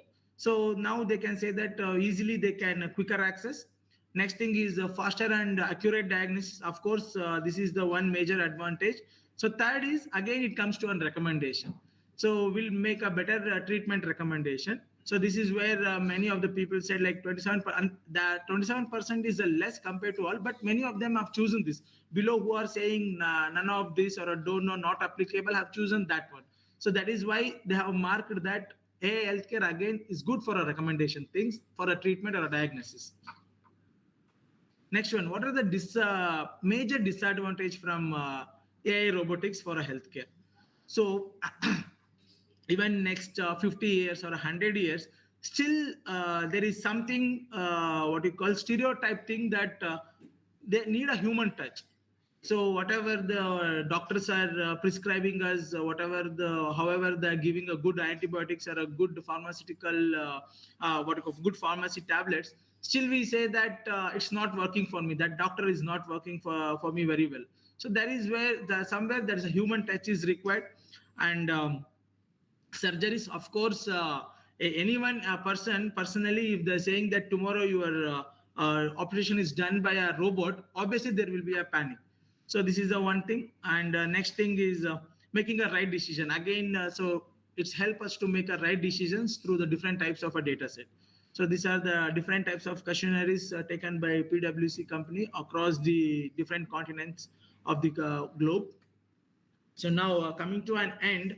So always I believe in this, that if you first in a machine learning algorithm, if at first if you don't succeed, call it a version 1.0. That's all. So this is what all about AI healthcare, as this is the introduction part. So I have taken across all the different types of future technologies and types of algorithms. Maybe these types of algorithms, whatever I said, like ANNN or K nearest neighbors, logistic regression. So these all algorithms will be taught in a hands-on. So coming to an end, thanks for giving me this opportunity. Rajalakshmi ma'am, our HOD, and Dr. BVS sir, organizing committee. Thank you. Thanks a lot.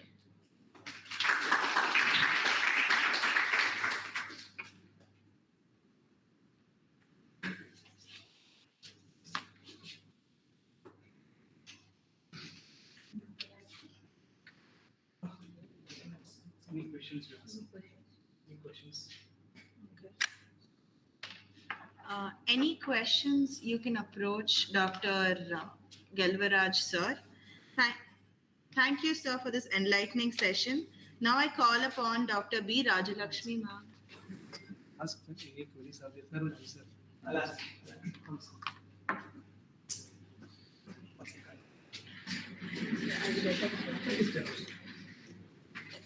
You can ask. That is. You can ask. Yeah. I'll ask. So participants, if there are any questions, so I'll be delighted to answer.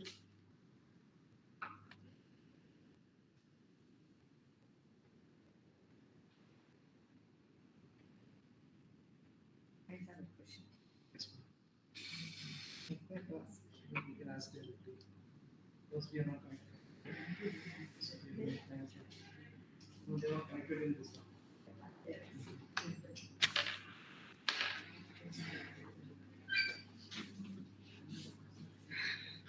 So that was a wonderful presentation, Mr. Geluraj. I just have one very specific question to you. So you're basically from the engineering background.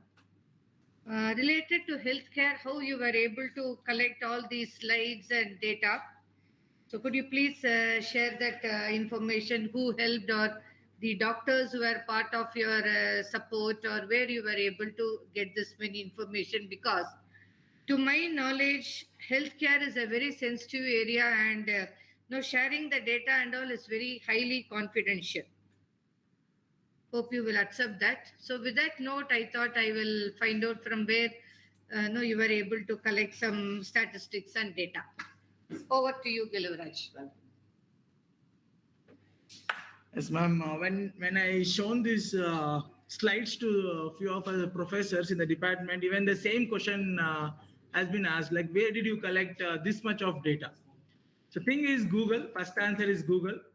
So I always make a fun with Meenakshi sir saying that only the God cannot be found in Google.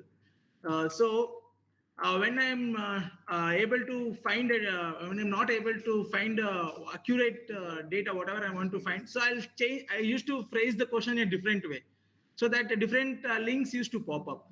So I used to keep digging, and then almost this survey, actually, we made a different survey for this FDP. Then I was not happy with the questionnaires what we framed. Then again, I was searching for a different questionnaires. Then I found this PwC Healthcare. They made this kind of questionnaires. And this, what are the applications of the future? This I was searching, ma'am. And there are many, only few have taken, which is suitable for our today, and which are what you call sounding, and which will relate to us very easily.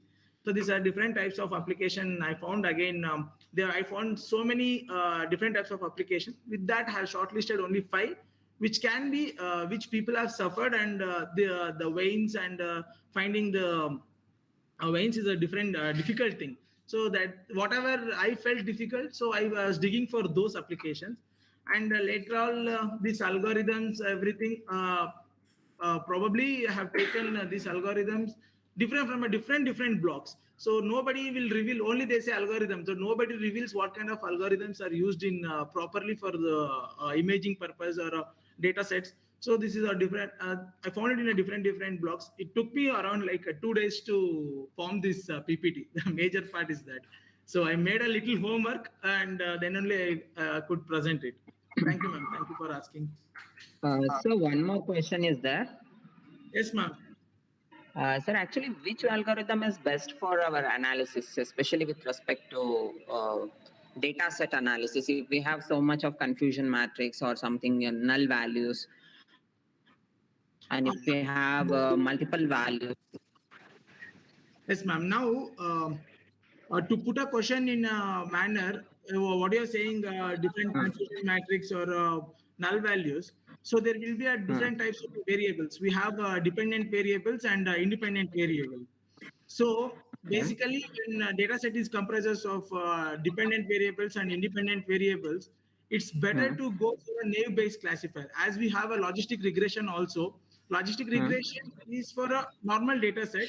So if you have, as you said, the data will be a very noisy. So it's better to go for a naive-based classifier algorithm. Okay. Thank you, ma'am. Okay, sir. Thank you so much, sir.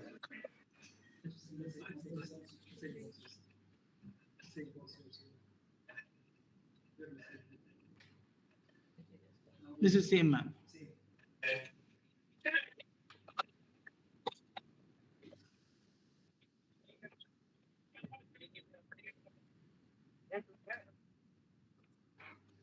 Yes.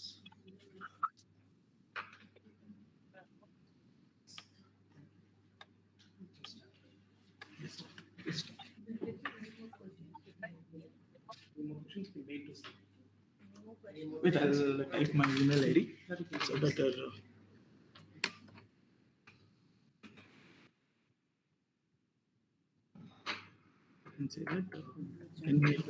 Feedback to get that link, ma'am. Feedback links they have. Link that whenever FDP is sharing, I am not able to send invite or something from the group. FDP group, ma'am, or Google Meet? In another group. I was not able to join. This. Ma'am, could you please mute your mic? First, I need your number. Anjali Bhutta, ma'am. Yes. Could you please text me your query in the chat box?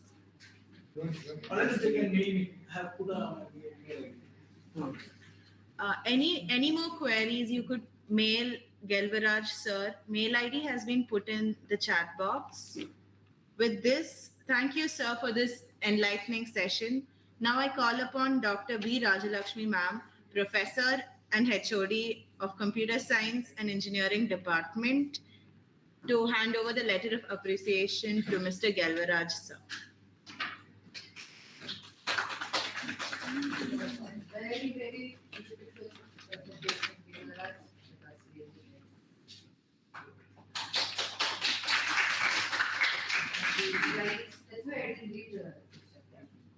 posters and the pictures. Any feedback from the participants offline you would like to hear from them quickly, and then maybe we will break for lunch. Yes, one or two. So that will give some inspiration for us to improve as well.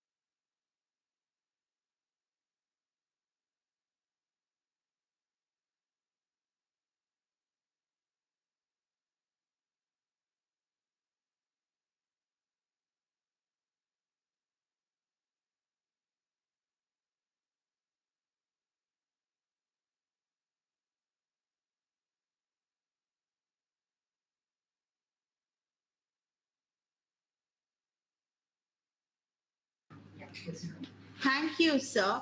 There will be a lunch break now. And we all can meet at 2 p.m. The next session will resume at 2 p.m. at the same venue. Thank you. Please take your laptops if it wants to be good. You have answer session.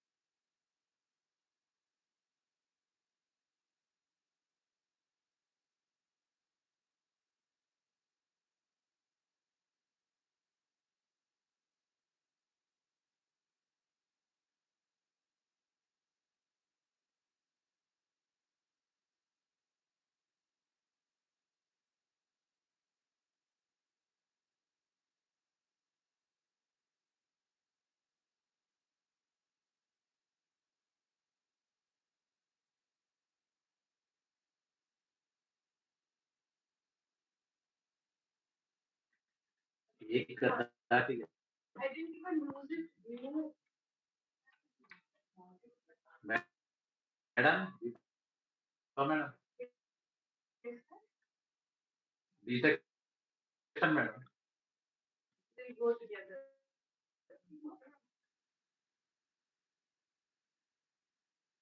Application D-section.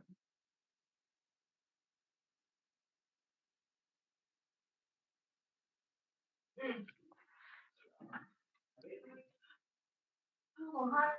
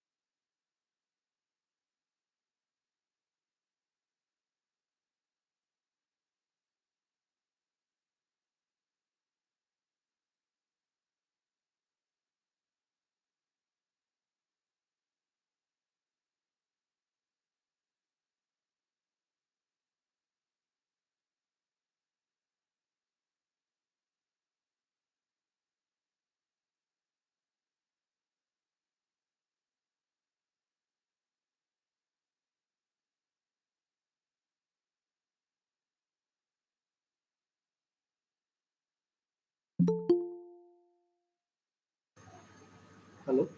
Hello? Is it audible?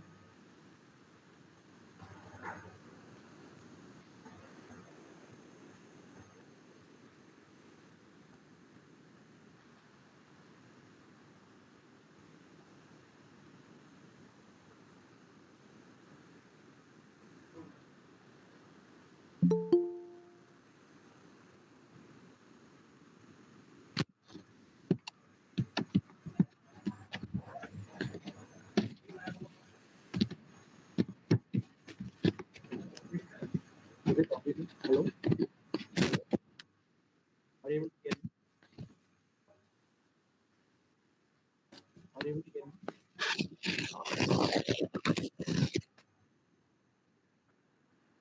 Is it audible? Hello?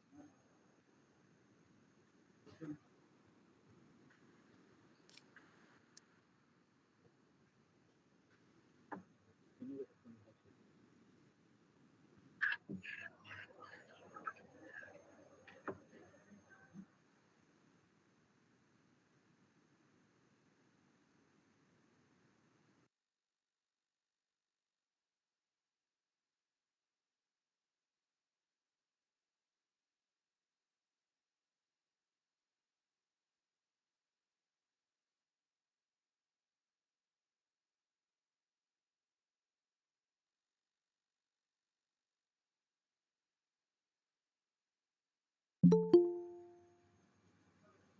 Is it audible to everyone?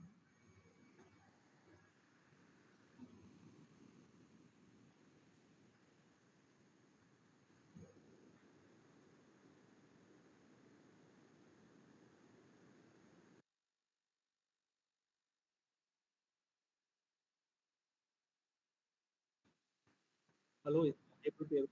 Hello? Hello?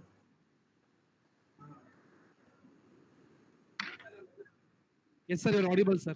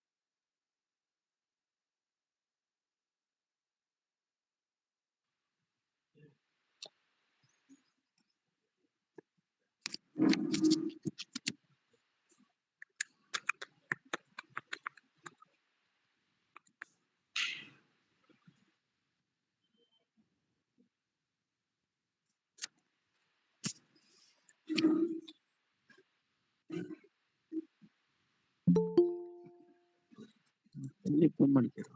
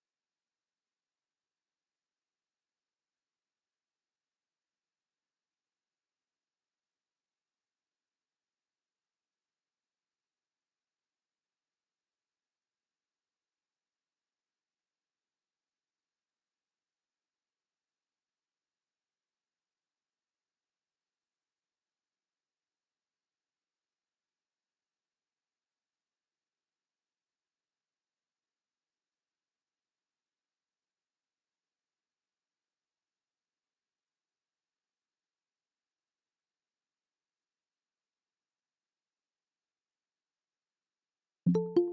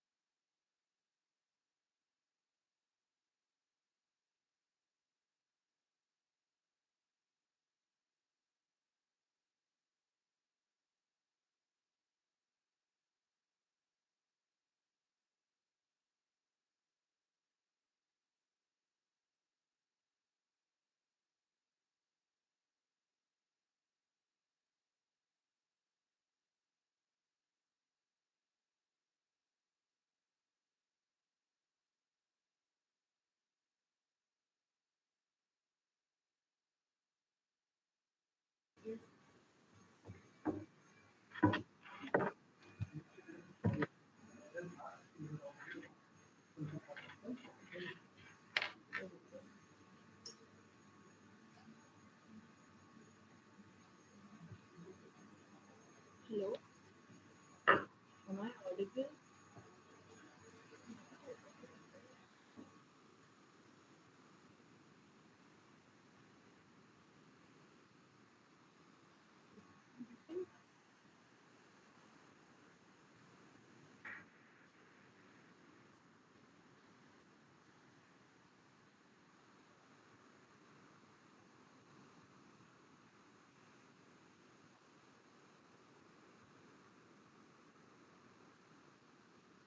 No, that is still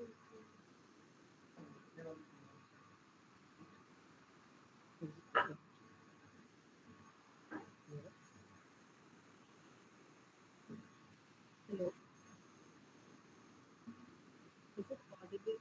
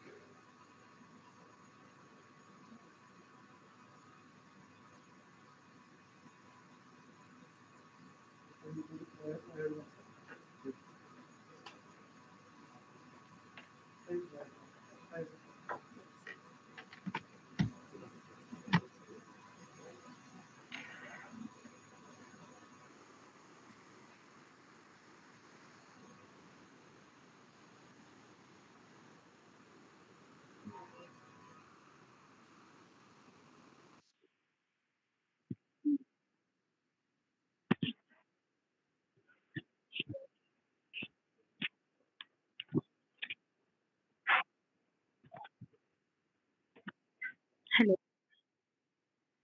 Hello. My voice is echoing.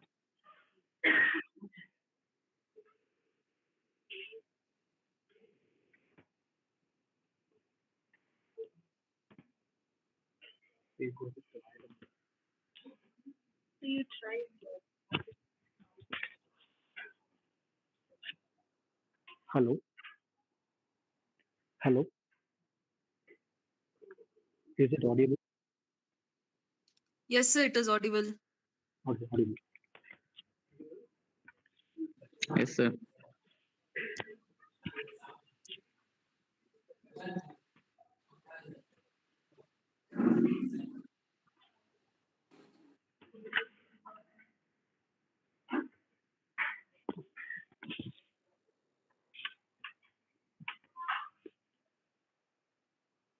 Good afternoon to one and all present here. I hope you all had okay. Good afternoon to one and all present here. I hope you had a great lunch. Hearty welcome back to all participants to the afternoon session of day one of the three-day faculty development program on AI and machine learning for healthcare.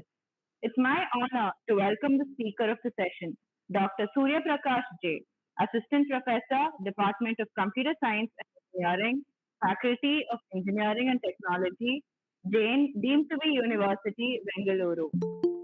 Sir has over 15 years of teaching experience in academics with expertise in implementing, developing emerging technologies. He has successfully developed ERP websites with JSP and MySQL named saptagiri.org.in containing modules like campus management system, library management, VTU exam cell, automatic monitoring software system, daily student attendance, SMS to parents, alumni data management, and student feedback system for former work institution named Saptagiri College of Engineering, Bengaluru. Sir is a Sun certified professional for development in Java programming. He is successfully running an educational channel in YouTube named Way to Program with hands-on explanation on recent trends in computer science and engineering. Sir has published a good number of research articles in SCI, Scopus Index journals. He is proficient in data analysis, machine learning, and artificial intelligence. I welcome you, sir, to the session. I request you to take over the stage.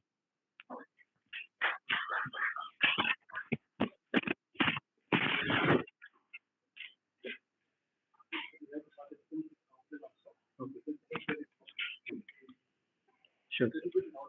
Sure. Sure. So, good afternoon, everyone. Okay. Good afternoon. Start the session.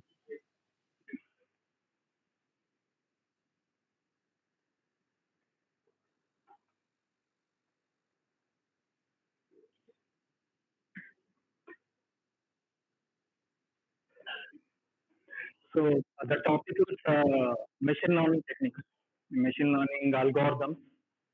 So, I plan to start with echoing actually. Is there any other mode?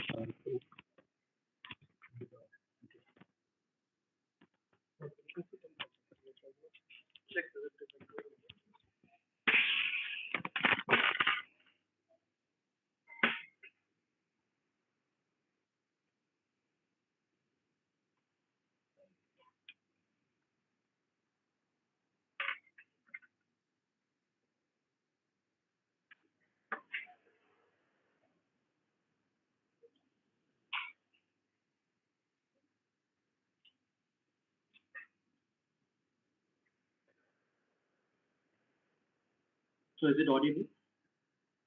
Am I audible? Online people, am I audible to you? You're audible, Can you respond? Yes, sir, you're audible, sir. Yes, sir. Your voice is not audible. Can you respond to anyone? Yes, sir.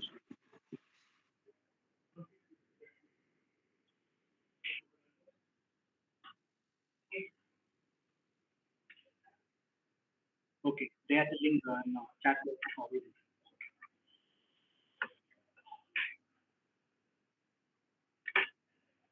So whenever we plan to learn machine learning, what and all steps we have to understand. The first level is data pre-processing. So a lot of people are doing research. So in this case, we are getting a data set in the form of a big rows and big columns. I hope when I run research, the data So your voice, excuse me, sir. 47 columns. So how to Excuse. deal with data set? What are all the steps we have to proceed to clean the data set? So how to fill the missing data? Okay, and what are all the ways we can split the data? So testing data, cleaning data.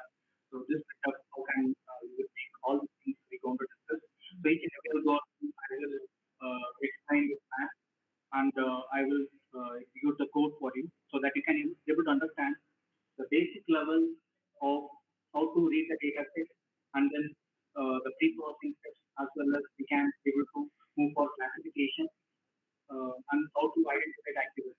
Okay, so this basic thing, these are the basic things, whatever research you are doing. So this step has to be very proper. Okay, this step, if you understand very well, you can do whatever research you want. So whatever big data set you are having, you can able to clean the data set as well as you can able to process the data set for the classification. Excuse me, sir. Hello. So Hello. if we are coming to data pre-processing, we are just four steps actually importing the data. So the data set what I am taken is the CSV data set. So CSV data set we read in the Python program, and it will be converted in the form of data frame. So data frame is the data type actually. So the CSV format will be converted to data frame, and that will be stored in the variable. Okay. So further we have using the data frame to do the further process, such as doing any pre-processing activity as well as for fitting the data set. So for this activity, we are using that data frame data type. Okay. So next to that, next step is clean the data, and then we are moving for splitting the data set in the form of training and testing set, and we are making features. So feature scaling mean by we have to scale the data. Why is the need of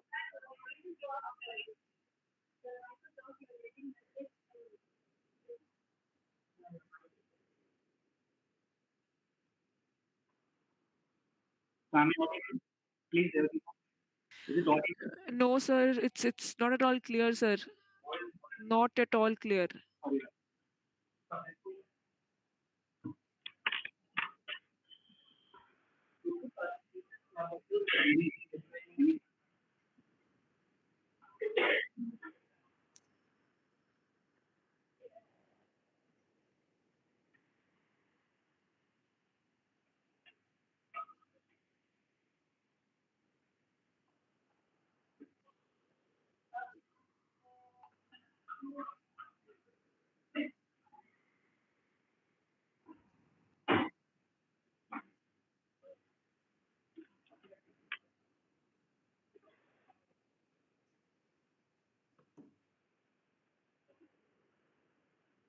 So is it audible? Anyone? Can you respond me? No, sir. It's still echoing. It's not clear. Am I audible to you? Atatu?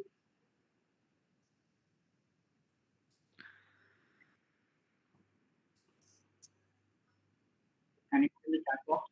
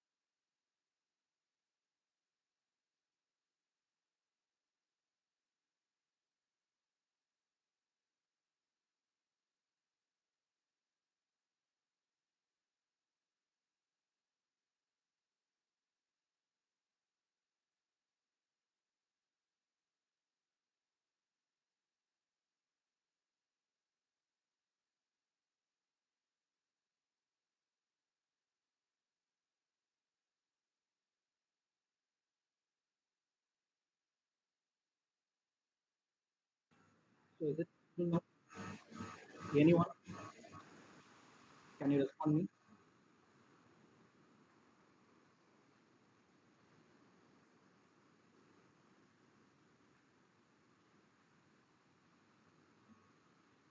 That is not clear.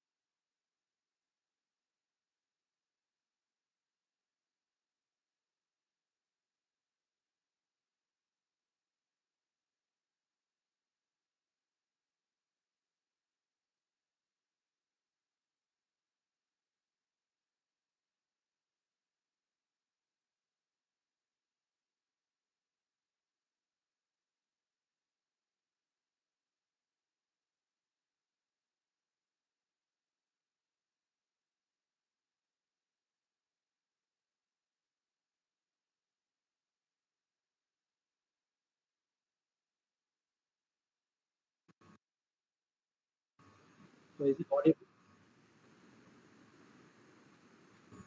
So can you anyone is it audible?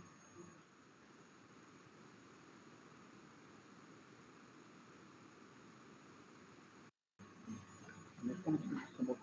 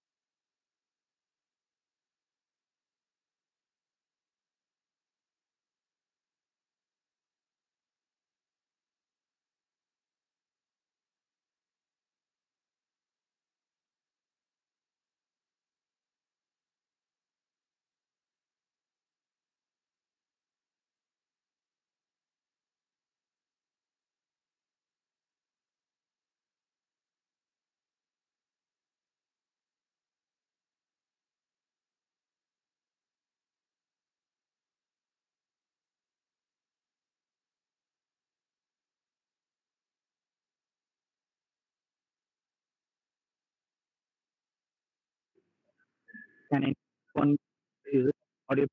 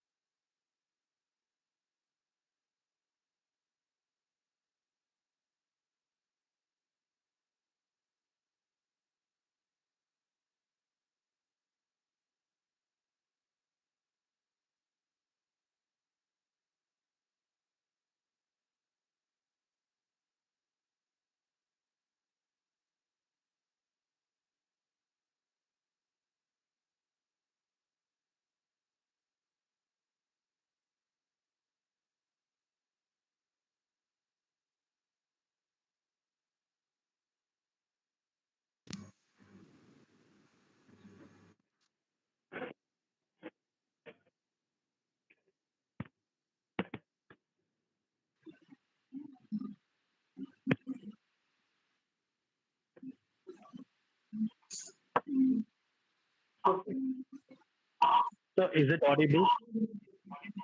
Anyone please respond? Is it audible? Yes, sir. It is audible, sir. Okay. Thank you very much. Sir, it is audible, sir. Okay. Sir, initially it was not clear, sir. Now it is clearly audible, sir. Thank you. Thank you very much. Yes, sir. Pleasure. My screen visible to you? Yes, sir. Okay. Okay. So, sorry for the delay. So here, data pre-processing is a step we are following with 4 different methodology. One is reporting the data. Another one is clean the data and splitting the data set in the form of training set and testing set and future scaling. So whenever we are taking a big data set, it has to be processed properly. So as I told you earlier, when our data set is very big, so how to identify the missing values, how to replace the missing values, and then how to scale the values. If you are having different difference between each and every value. For example, first value is 100, second value is 200, or third value is 350, like that. If you are having, if you are feeding that data to the classification algorithm, it will not able to give proper accuracy. Okay, your accuracy will drop there. So in this case, we are using future scaling algorithm to scale the values. So I will show you how to make it. And next level, we are having modeling. We are have to build a model, and we have to split the data set in the form of training set and testing set. With the training set, we have to train the model. For example, the entire data set will be split in the form of 80% and 20%. So 80% data set will be inserted as a training set, and the 20% data set will be given as test set. Okay. So we can modify combination by giving 50% as training set and 50% as test set. The same vice versa, 40, 60, like that, we can able to split it. So with use of this, we can able to make the predictions. We can find the predictions for each and every algorithm, and we can able to do the analysis of those algorithms. For example, I'm using KNN algorithm, I'm using STM algorithm, I'm using random forest algorithm. So what is the output I'm getting for all the 3? So I can able to do the analysis, comparative result, comparative analysis, and finally I can tell that the conjunction algorithm giving good accuracy for my data set. Okay, so keep in mind the same algorithm will not give the accuracy for all the data sets, whatever you are thinking. So that model will work for the conjunction data set. Okay, so if you are changing some other algorithm, some other data set, you have to work out for that data set separately. Okay, so that's what research is going on in machine learning. So a lot of researchers are trying to enrich the accuracy, to improve accuracy from the data part work. Okay, So here we are having evaluation. Evaluation in sense we are creating confusion matrix. So confusion matrix, with use of that, we are identifying the accuracy, and we are just making the calculation performance matrix with use of this evaluation methodology. So what is the steps involved in pre-processing? So the steps involved in pre-processing, first we have to import the libraries. There are three different libraries we are having. The first one is NumPy library. That is very important library. With use of that, we can able to do the mathematical works in Python programming. So all the mathematical concepts, whatever we are going to execute, that will be supported by NumPy. Second one, pandas package. Pandas package is used to import the data sets. Whatever the data sets we are having, it's in the form of CSV file. So we have to import the data set. So we have to use the reference for the pandas, and with use of that reference, we can able to call the predefined method called read underscore CSV. So read underscore CSV method is used to read the concerned data set, and that will be stored in the form of data frame. So data frame is the data set data type for the concerned data set. Okay. So next to that, after importing the data set, the further step we have to check the missing values. Missing values has to be replaced by imputer package. So imputer, we are having a package actually. With use of that package, we can able to replace the missing values. Okay. So why we have to replace the missing values? Because if you are having missing values and if you are passing the same data set to the classification algorithm, your algorithm again will not able to produce a good accuracy. Okay, so that we have to do this cleaning process properly, whether the data set is proper, first one. If the data set having missing values, you have to use imputer to modify the data set, and then you have to convert the data in the form of categorical data. Whatever the categorical data you are having in the data set, that has to be converted in the form of numeric. For that, we are having two different encoders. One is to be one hot encoder, and another one is to be label encoder. Okay, so these are the two encoders we are having. So label encoder, how it works is, for example, I'm having yes, no as a class. So label encoder will just give 1, 2. In the form of numeric, it will just give the output. Okay, a single number it will give actually. When we are going for one hot encoder, I'm having countries that actually I'm having actually India, China, US, UK, all these things I'm having. So it will just give the values in the form of decimal numbers. For example, India it will make us 001. Okay, for UK it will make 010, and for another country US it will make 100 like that. So wherever it comes again, if India comes again, it will make us 001 only. So why we have to convert the categorical values in by string values, that has to be converted in the form of numerics. Okay, and only we can able to process the data. So whenever you are having a raw data set, string values, missing values, okay, all these things has to be properly handled. Okay, then only your data set will be a proper data set that can be given as input for the classification algorithm. Okay. So next to that, we are having splitting the data set. So splitting the data set in the form of training and testing set. So that I already told. So we can able to split the data set in the form of percentage. You can give the percentages 20%, 80%. So whenever you are doing research, what happens is how to split the data set. What the percentage you have to split, that you have to identify. For example, you may get a good accuracy for 80-20. Okay, so you can check for 70-30. 50-50. Okay, so this steps you have to give. So what the variation in accuracy you are getting, that you have to record. Okay, so you may get a good accuracy when you are increasing the training set, or sometimes for some data sets, whenever you are decreasing the training set, you may get a good accuracy. Okay, it according to the depend on the data set, your accuracy may be boosted. Okay, so that scenario you have to experience whenever you are doing your work. Okay. So next to this, we are having libraries. As I told, we are having majority of libraries, and that I am discussing only 3 different libraries that are very important for our work. So whatever the research work you are doing, whatever the project work you are doing, these are the major libraries we are importing in our starting of the program. So first one is NumPy. So NumPy, we are giving the references NP. So NP is a user-defined thing reference. You can give whatever you want. So majority they are giving NP for identification of NumPy. Okay. So the same case here we are giving pandas. Pandas is PD. So what is pandas? It's used to read the data set. Okay, it's used to read the data set and convert the data set in the form of data frames. Okay. So next to that, we are having matplotlib. Here, it will play a major role in machine learning. So whatever the output you are getting, we have to produce in the form of bar charts, pie charts, or scatter graphs. So that only work out whenever you are getting the output, whenever you are getting the results, how you are projecting the results, okay, how you are doing the analysis of the results. That is very important. Okay. So in that case, we have to use the library called matplotlib.pyplot. Okay. So the reference for that is PLT. Again, PLT is a user-defined reference. You can change it whatever you want. So you can able to see, we can able to make a line graph as well as scatter graph, bar chart. Okay, all these things, whatever you are seeing in the screen, all these graph representations are possible with use of matplotlib library. Okay, so I will show you when we are in the hands-on session. I will show you how these graphs are generated for our particular work. Okay, so next to this, importing data set. So importing data set, what and all the ways we can import the data set. We can able to keep the data set in the Excel format.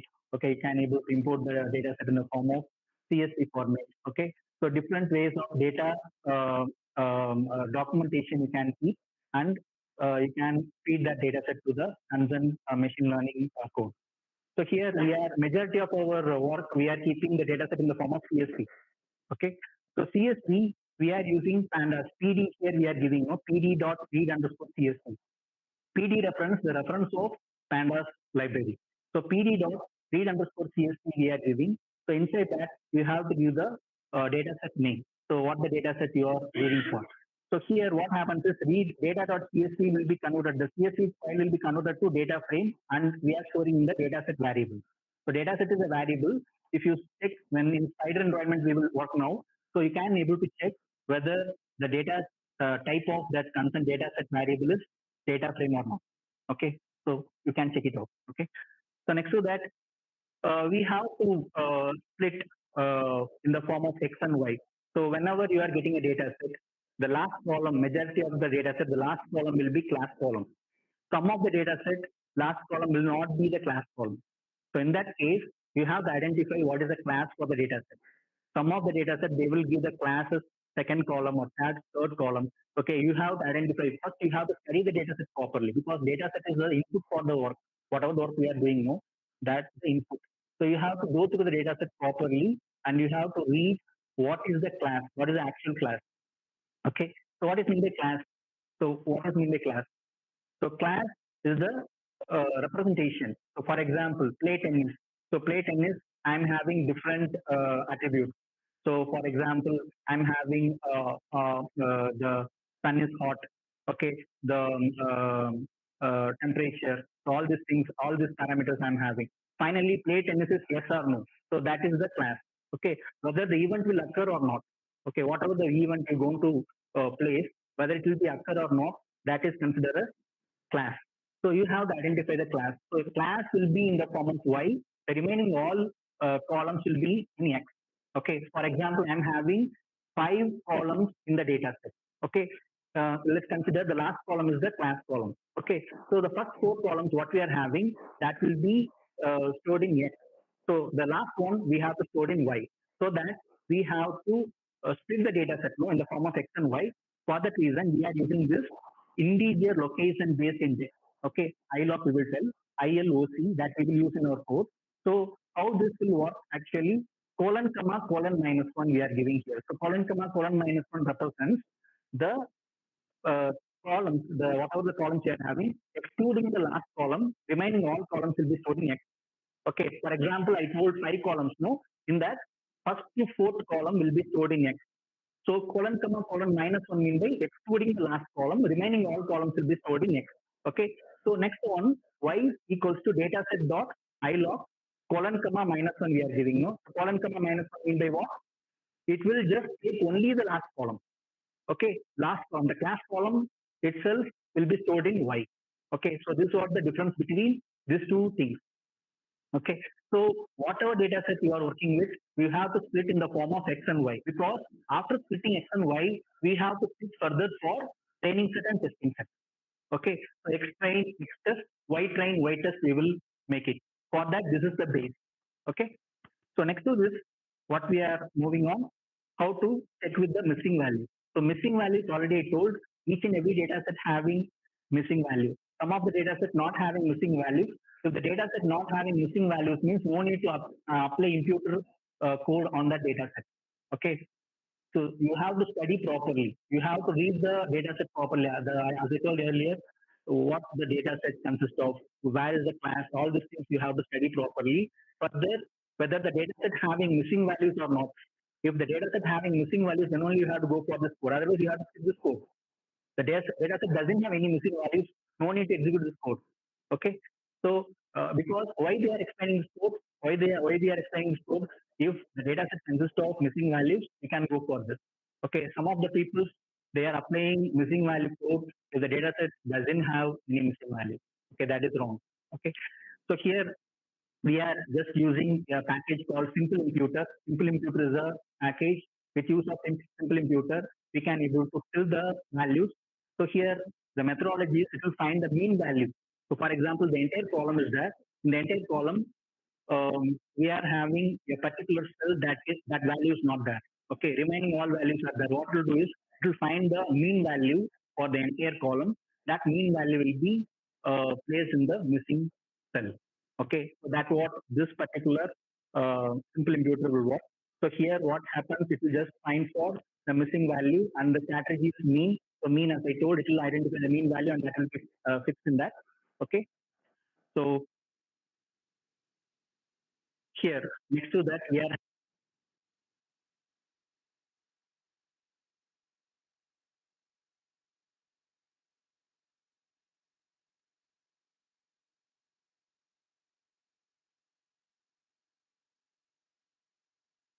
have to convert the data set in the form of numeric. So how can I able to do that? I have to use two different encoders. One is it to be label encoder, another one is it to be one-hot encoder. So label encoder will just convert the string value to direct numeric. For example, I'm having 3 countries, okay, or I'm having HR mode. So if I'm using label encoder, it will just give 1, 2, 3. Okay, so directly the strings will be converted to numeric. When we are going for next one, the one-hot encoder, as I told you earlier, it will just convert in the form of binary value. So we will get 001, 010, 100 like that. It will allow. So wherever the same country repeats again, the value will be repeated. Okay. So this is the example for label encoder and one-hot encoder. So as I told, we are having the country name. So you can see for India, it's placing as 1. The same case, this is for label encoder, we are getting a numerical value. When we are going for one-hot encoder, it will just convert in the form of decimal numbers 001. The same for USA, we are placing 2 for label encoder. For one-hot encoder, 010. For UK, it's allotting vice versa. The same case when India is repeating again, the same label encoder value will be placed here as well as the same one-hot encoder value will be placed here. So in this way, it will do the conversion. Okay. So next to this, what is mean by independent variable and dependent variable? So whenever you are having one-hot encoder, we will make for independent variable, and the label encoder will be make for dependent variable. Dependent variable means what? When the variable will not have much form. So we are having only yes or no or any 2 categories. So for the minimal case, you can go for label encoder. Majorly for class conversion. For classes, some of the classes you may get yes or no or 3 different categories. For example, here's the data set. What you will get whether the person is affected by disease 1 or disease 2 or disease 3. So we can able to go for label encoder so that it will mark as 1, 2, 3 like that. Okay. So for class conversion, we will use label encoder. For the data set inside the attributes, if you are having majority of things, that will be converted with use of one-hot encoder. Okay. So further, we are splitting the data set in the form of training set and testing set. What is the necessity of this? Because we are just taking the overall data set. From the data set, we are taking some part as a training set and the remaining part as a testing set. For example, I'm having 100 rows of data set. In that, I'm splitting 80-20. 80-20 means what? 80 rows will be go for training set and 20 rows will be go for testing set. Okay. So what I will do, whether the label after my classification algorithm, the 20 rows will be labeled. 20 rows classes will be predicted. Whether that predicted result will be matched with the y or the actual value I'm having, that will be matched, and I'm forming a confusion matrix.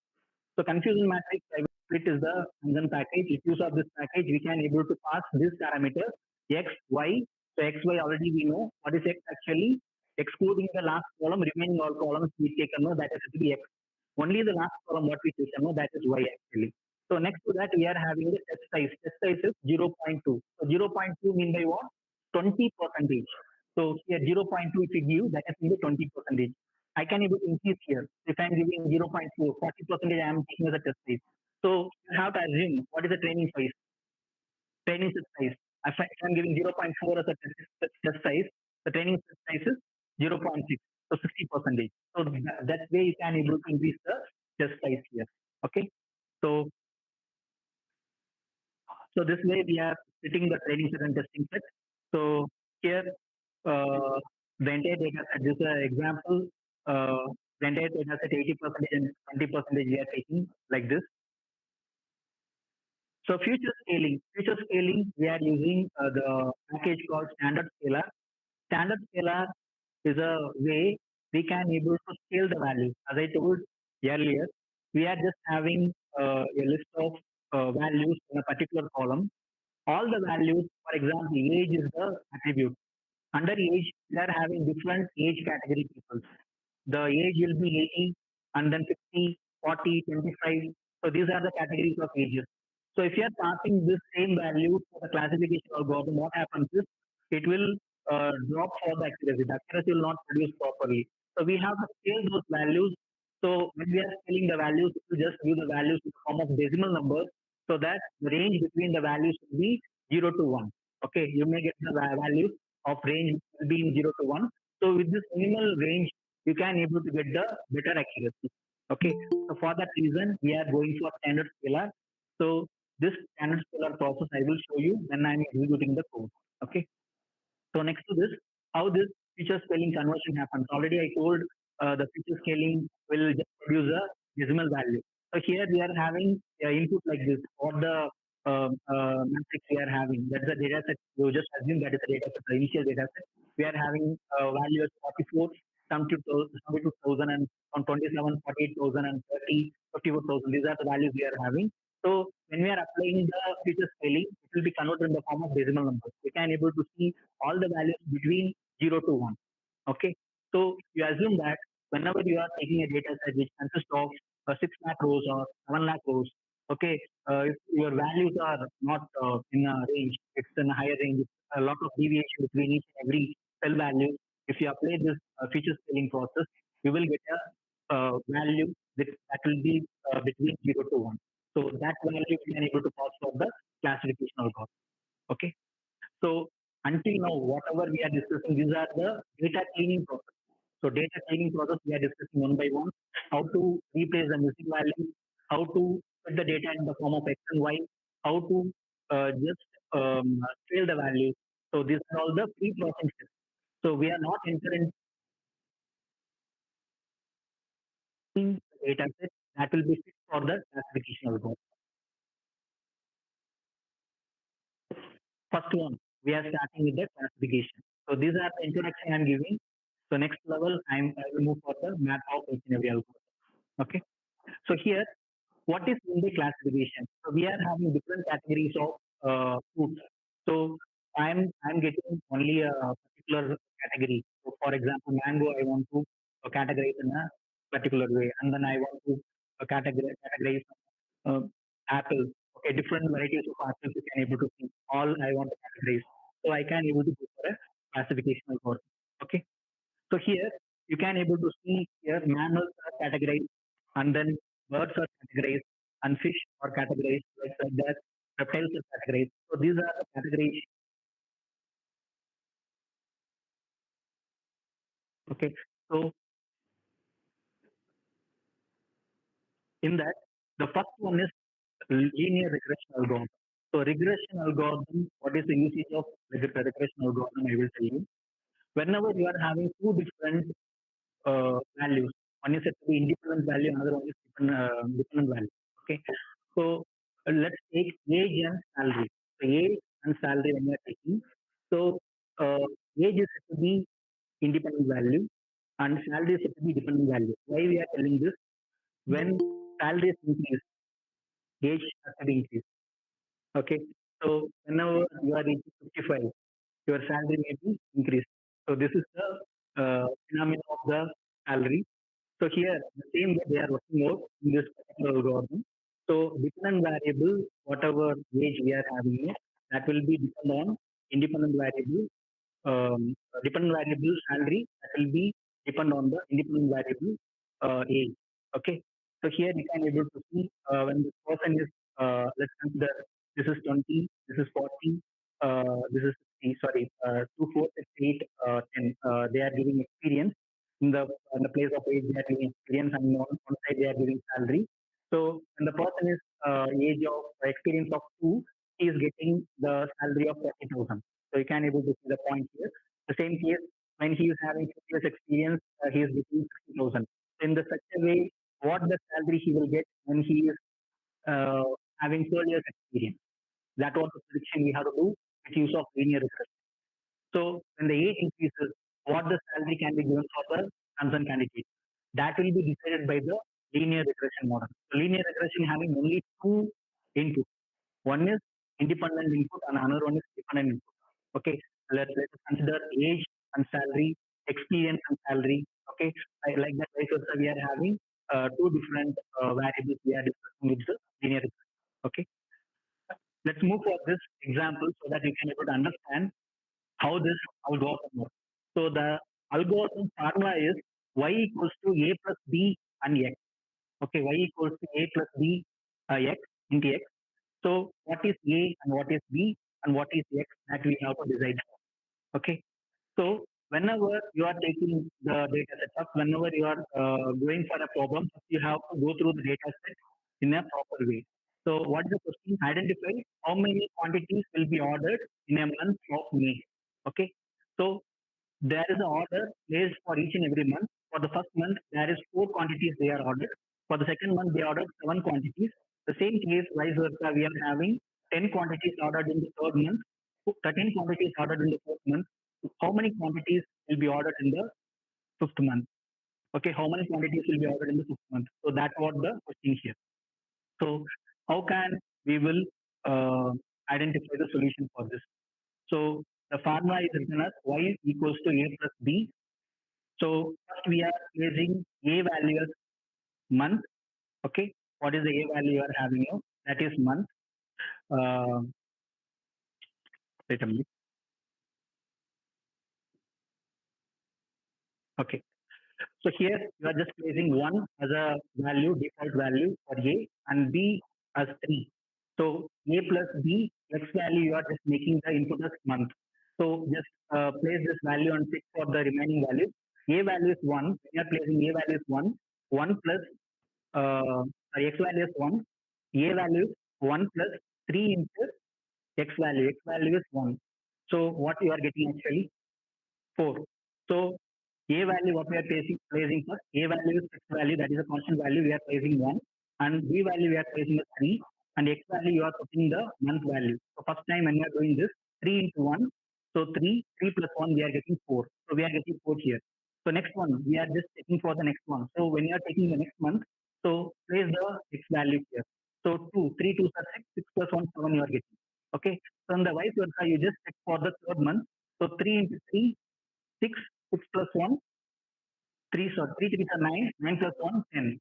So you can check for each and every one and tell me what is the value for 5. When the month is 5, what is the quantity of order the concerned person will be placed. So here 1 plus 3 into 5. 3 5s are 15, 15 plus 1, 16 orders will be placed by the concerned person. So this is what understanding. So here what you have to understand is logistic regression algorithm will be modify the constant value and it will check whether the previous answers are correct or not. Okay. What the work of logistic regression, here we are putting 1 and 3, no, it will just place these values again and again and try to achieve the previous results. When the previous results are matching, then only it will just execute the algorithm for the test cases. So what is the test case here? The test case is 5. So for the 5, we are identifying the value now. So how we identify? We are checking whether all the previous values are matching properly for the formula. Okay. How the formula is framed? The formula is framed with A and B as a constant value. So A and B are the values that is predicted by the algorithm. Okay. So according to the values, we are just proceeding the flow. Any doubt here? Okay. Excuse me, sir. Hello. So here, X is an independent variable and Y is a dependent variable, as I told already.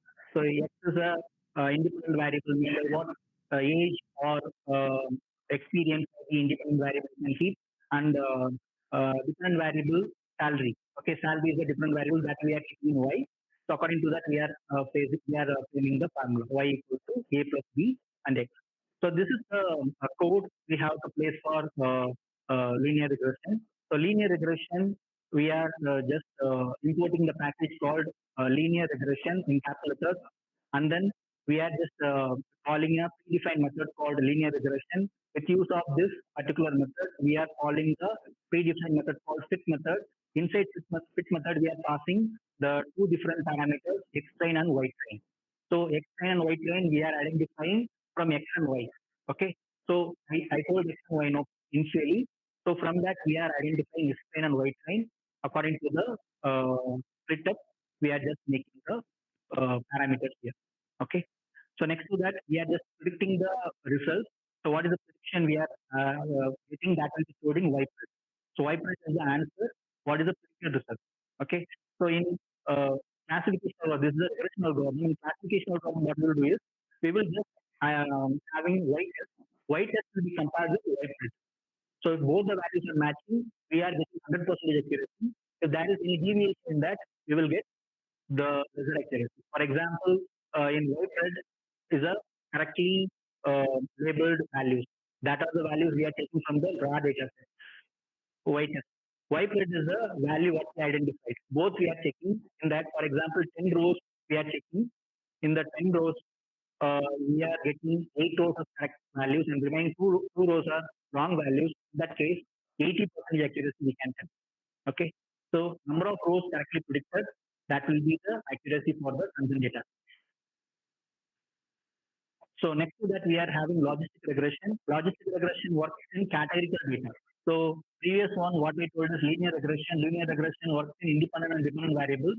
Logistic regression will work with categorical data. So what is in the categorical data? So we are having a data set which consists of 4 different categories.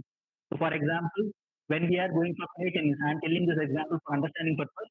When we are going for play tennis data set will depend on 4 different parameters. One is whether the sky is normal, okay, and whether it is sunny or rainy, and the floor is wet or dry. So all these things they will check, and further it will move for the class. The class is yes or no. Okay. So in such way, it will identify whether to play tennis or not, and that will be in the form of regression curve. Okay. So here, as I told, the categories will be different categories. For example, there's an example for purchasing health insurance, whether the person will purchase the insurance or not. So what are all the categories? They will move on. They will check whether the age of the person is correct. Okay. So what they are deciding is the age is less than 40 means they will not purchase the insurance. So they will not think of insurance. So the age is greater than 40, they will move on purchasing insurance so that they are considering age as a parameter. Then what is the income for the concerned person? Whether the income is great or it is very low. So next category is what is the education level? He is a professional category or a normal educated person, and whether the person is family or single. So these are the 4 different parameters, 4 different categories they are checking for deciding to whether the person will purchase the health insurance or not. Okay. So you can see the formula for logistic regression. So what is the formula? Log of P divided by 1 minus P equals to B naught plus B1 into X1. So B1 into X1 is the first category, plus B2 into X2 is the second category, B3 X3 is the third category, and vice versa. B4 X4 is the fourth category. So you can think age is the first category, and income is the second category, and level of education is the third category, and then the family and whether she is a family person or a single, and that will be the fourth category. According to this category, the final result will be decided. Okay. So if all categories are yes, he can get the insurance or not. Okay, that will be the class, the final class. So here, according to this particular input, we can plot the logistic regression graph. So you can able to see until this, you can see the no classes will be there as 18 to 35 age. This is the age. This represents age. 18 to 35 age, they are not purchasing the insurance. So when the age increases after 45, you can able to see that much more people are purchasing insurance. So the blue dot, what you are seeing, that are to be the people those who have purchased the insurance. The remaining things here, down line, what you are seeing, the red dot, that are to be the persons not purchased the insurance. Okay, so we can see the category, which category the age is parameter here. According to the age, they are deciding the age is the parameter, major parameter. With use of that, they are able to decide whether the person is purchasing the insurance or not. Okay. So let's see the math for this logistic regression. So here, health insurance is price of the health insurance is 45,000 rupees, and they are having additional accident coverage for that concern insurance. And what is the probability for selling out this concern insurance? Whether the insurance will be sold out or not. Okay, that we have to identify use of logistic regression.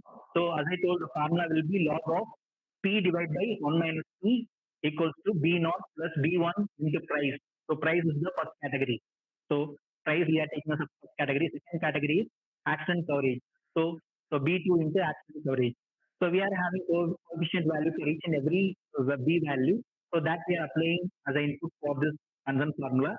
So B naught we are applying as 0.39 plus B1 we are applying as 0.173 into price value is 4.5. How they are deciding 4.5? 45,000. So that will be converted in the form of decimal number. So 4.5 they are giving here plus 1.55. So B2 value will be 1.55. That is the coefficient value. So these are the inputs they are given already. So I taken directly here. So action coverage we are keeping as 1. Okay. So this value is calculated and we are getting answer 1.1725. So what we are doing here, the log value, what we are having in the left hand side, that we are bringing to the right hand side so that it will come as e power, the value what we identify. So e power 1.1725, the answer is 3.23. Okay. So after that, what we are doing, we are just keeping the p and bringing 1 minus p to this right hand side. So it will be come in the form of multiplication. So 3.23 into 1 minus p. So when you are multiplying 3.23 this formula, we are getting 3.23 minus 2.23 into p. Then we are just making the 3.23p to the left hand side. So it will go in the positive value. P plus 3.23p equals to 3.23. We are taking p outside from this concern left hand side. So when you are taking p, 1 plus 3.23, then this value from left hand value will become as it is. Then what we are doing, we are just doing the addition operation here. 1 plus 3.23. When we are doing addition operation, 4.23 will come here. So we are just bringing the left hand side value to the right hand side. So it will come the way of division. So 3.23 divided by 4.23. Okay. So the answer what we are getting is 0.764. Okay. 0.764 is a value what we are getting. That is a probability value. So what is the probability of purchasing this insurance? The probability of purchasing this insurance is 76.4%. Okay. So among 100%, 76% is the probability for purchasing this concern insurance. Okay. So this is the identification that we are getting when you are applying logistic regression algorithm. Okay. So algorithm will work with this math formula. So next to that, KNN algorithm, KNN mean by K nearest neighbor. So what is this concern algorithm will do? It will identify the nearest neighbor node and whether the distance, we are just calculating a distance, that is distance has to be equivalent distance. So that distance, if it is nearby, it will attach to the first category, or if it is far from the first category to move for the second category. According to the equivalent distance, it will identify whether the concern node will belong to first category or second category. Okay.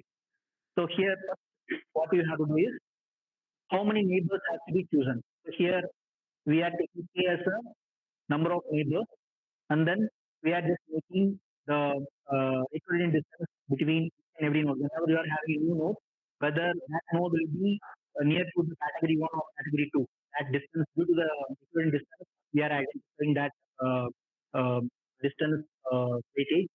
According to the weightage, we are moving the node to the category 1 or category 2. Okay. So next to that, we are just assigning the concern value to a proper category. Mean by category 1 or category 2, I will show the diagram so that you can be able to understand here. So the formula is written as root of x2 minus x1 whole square plus y2 minus y1 whole square. So this is the point. What was the point you are having? Where the point is? From that we have to take the x value and y value, and the next value, whatever the next point is placed, from that we have to get the x2 value and y2 value. So, for example, how we can able to calculate the equivalent distance for the given value. So we are having values like this: x1 value as 3, x2 value is 4, y1 value is 4, and y2 value is 7. So what is our formula? Root of x1 minus x2 minus x1 whole square plus y2 minus y1 whole square. This is the formula. So when you are placing this value 4 minus 3 whole square plus 7 minus 4 whole square, we are getting the answer is 4 minus 3, we are getting 1, 7 minus 4, 3, whole square we are getting 9, so 10 we are getting, so square root of this particular value we are getting 3.1. So this is the distance between the particular category value and the new node, what we are getting newly. So you can see here, this is the diagram. It's used to identify how the KNN algorithm works. So we are having first category here and the second category here, and we are getting new node here, and we have identified how many neighbors belong to the concern node. So when you are seeing the concern node, we are getting the category 1 having 3 neighbors and category 2 having 2 neighbors. Okay. So how many neighbors that is related to category 1? So here we are having the 3 different neighbors that will be very much close to the new data. Okay. So when you are taking this category 2 data, there are only 2 neighbors that will be very much related to the new data. So which is the majority one? Which is the majority one here? Category 1. Okay, category 1 having the majority neighbors. So that this new data will be placed to red or green. Red. Okay. So here you can able to see it will just move the new data to the red. Okay. So next to this, we are having support vector missing. Support vector missing is the supervised algorithm. So here we are just having boundary points as a hyperplane. So whenever we are just making 2 different categories, we are placing a maximum margin in between 2 different categories. And what the point we are taking, the nearby point for the first category and the second category, that are to be support vectors. Okay. So according to the support vectors, we are making the margin. So you can able to see the hyperplane is placed in between. So hyperplane is the division of the category 1 and as well as category 2.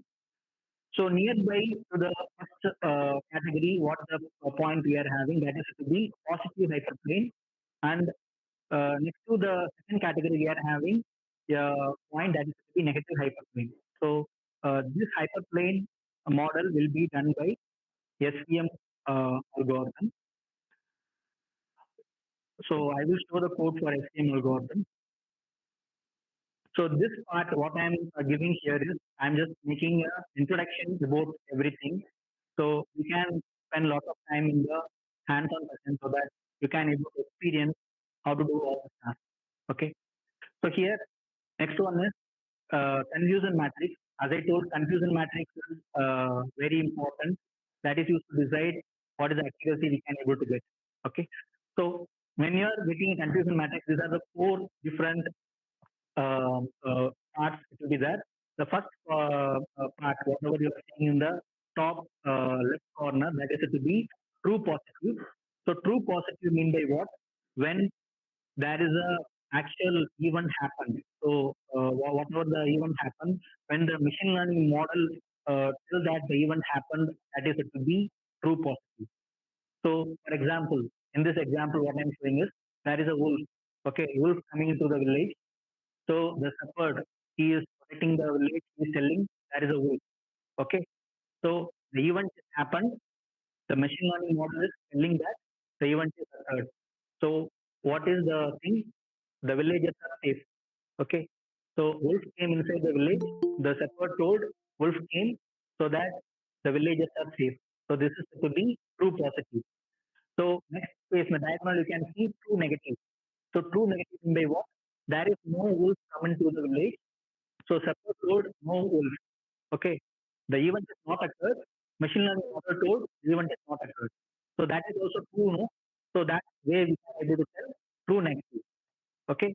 So you have to understand these four things properly because this is the way you can able to identify our accuracy.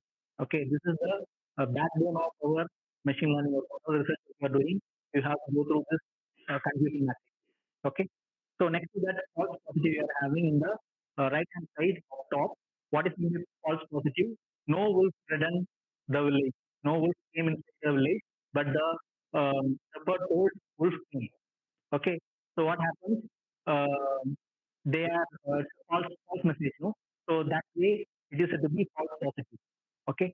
So the event is not occurred, but machine learning model told event is occurred. Okay. So in that way, we are getting a false message here. When you are coming to the last one, false negative, what happens? Really a wolf came, but the shepherd told there is no wolf. It attacked the entire village.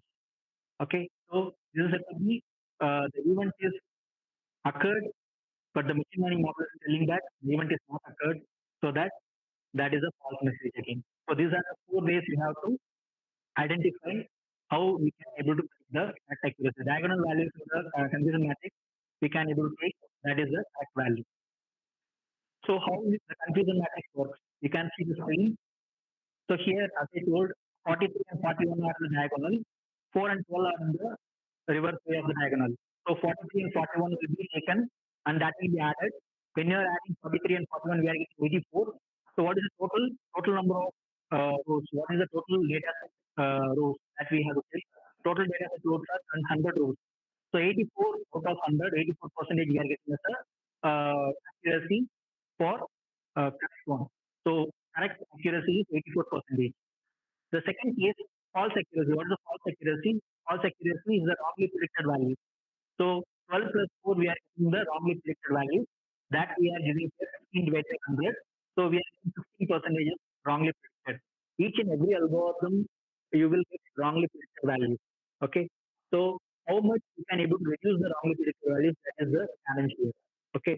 So whenever you are doing research, you have to take the previous work, whatever the state of artwork they are done, the concerned topic, that you have to take. What is the accuracy they achieved in that work that you have to take, and you have to compare your accuracy with that state of art accuracy. For example, they identify the accuracy 65% or 75%. Your accuracy is near to 85. You can show that how in our work we are doing much accuracy like that. Okay. Further, you have to show what the methodology you use, what the combination of algorithm you use in your work. Okay. So to that we are moving to clustering. So what is clustering actually? So going to clustering, we are having two different learning models. One is supervised learning and unsupervised learning. So supervised learning we are to be classification algorithm. What we discussed until now, that is to be supervised learning. Supervised learning having the classes. Okay, whether the event occurred or not, that information will be there in the last column. But when we are going for unsupervised, there is no input about the event, whether the event occurred or not. Okay, that information will not be there. With use of raw data, we have to identify the solution.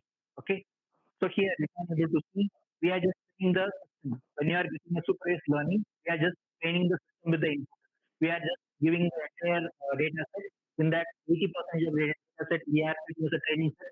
With use of the training set, it will learn what the data set is. Okay, so why we are taking training set? With use of training set, the machine learning model will learn to identify the labels for testing set. Okay, so here we are just giving the input in the form of apple. So the brain they are making, that is the machine learning model. So it will identify that is the apple. Whenever you are just making a test set, you are just giving your apple as the input. It will just identify this apple. Okay, so that's the way supervised learning will work. When we are going for unsupervised learning, what happens? We are just inputting a different categories of data. So what happens? It will just feed it to the model and it will identify what category it is. That is, it will be clustering model. It will make clusters. Okay. For example, we are just starting three different foods here. You can able to see that consider apple, banana, and one more food actually.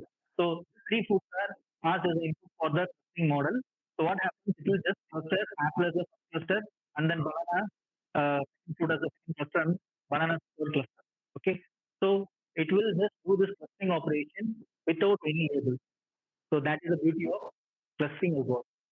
Okay. So here, as I told, how the cluster is formed. So here we are just giving the input of raw data. So raw data will be look like this. So according to the data, it will just apply. We can able to apply k-means algorithm or k-means we are having. Okay. So we apply a different algorithm, clustering algorithm to identify the cluster. So here we are forming three different clusters with use of the input. So here, what is mean by K means clustering algorithm? So K means clustering algorithm. K represents number of clusters. So here, n cluster, the code will be written like this. K means is the predefined method. In that we are passing different parameters. N cluster is equal to 5 and 8 equal to K mean clusters. This is the algorithm and random is equal to 42. So here, n cluster 5 we are deciding no how to decide whether it is 5 or not. So we are executing one more algorithm called elbow algorithm. Elbow algorithm, we have to identify what is the number of clusters for the concerned data set. Okay, you should not use the cluster value directly. Okay, cluster has value has to be identified by the elbow algorithm. Okay, so that I will show you how the elbow algorithm works. We are having a bend in the hyperplane. So wherever you are getting the bend, there what the value is representing, that value will be the first value, possible cluster value. So first bend you can take, if you are taking 5 the first value, second bend happening for 2. So 5 and 2 are the cluster values. So you can try with 5. If it is not giving proper accuracy, you can go for 2. Okay, in such a way you can change the cluster value. So here, step 1. So here, the list of diagrams, here I am representing, that will show how the k-means algorithm works. We are having raw data set here in the first screen, step 1. We are placing two different points. One point is blue, another point is red. Okay. So here, after identifying this point, what happens is, yeah, center line will be drawn. It will split the distance between blue and the red. Okay. So both the points will be divided properly. After this, what happens? It will just try to identify the center. Okay, we are just identifying the centroid actually. So here the red and blue, what we are identified will just make the setup. After making the setup, it will try to move on to the next position to identify the centroid. So here moving on to where you are seeing the dot position, that is the next place it will move on. So move on now. So after this move on, again to drop the same line. You just divide the data set. So here dividing. So you can able to see the division. After making the division, if that is any further move, it will identify. According to that, we will just move on to the next one. Okay. On final. So we can see the move happening for red and blue. Further, after this move on, we are placing a line. So it will be continuously occur for multiple times to correctly identify the centroid value.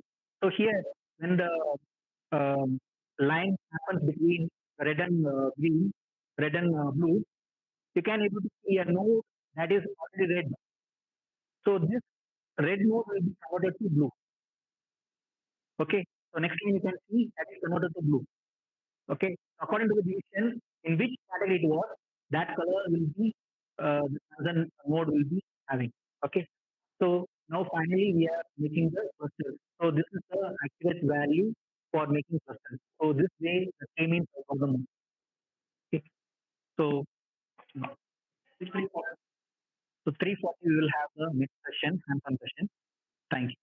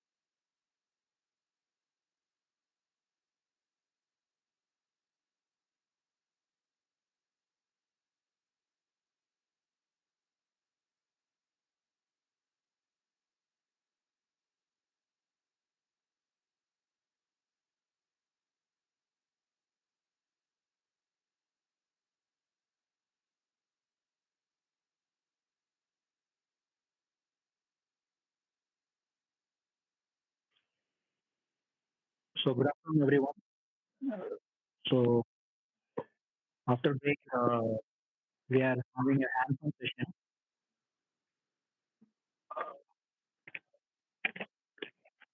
So some of the queries I got in the chat box, I will explain before ending of this session. So I have already shared the Google Drive link. Please open the link. There I shared some of codes with the data set. The folder name is FDP New Horizon. The folder you can download in your local system. As already told, told to install the Spider environment in your local system. So I hope all having Spider environment. So why I'm giving a Spider environment is you can able to see the variable explorer, file explorer, plots, all these things for beginners and those who are really interested in learning, machine learning, algorithms in a proper way. You can able to see what value stored in what variable, what the variable holding, what the data type of the concern variable, all this you can able to understand here in the Spider environment. So let's start with basic code. This is the data pre-processing. So in the data pre-processing, we are having three libraries. These three libraries I explained in the starting of the session. So we have to select the three libraries and go to run and click on run. Run selection or current line you have to use so that you can able to see the output here in the last the console window. You can able to see the output. So that is mean by what the libraries are properly installed and you can able to execute those libraries. That is the point here. Next to that, we are having data.csv. So in our data processing, we are having data.csv, that is data set. So I'm using the data set.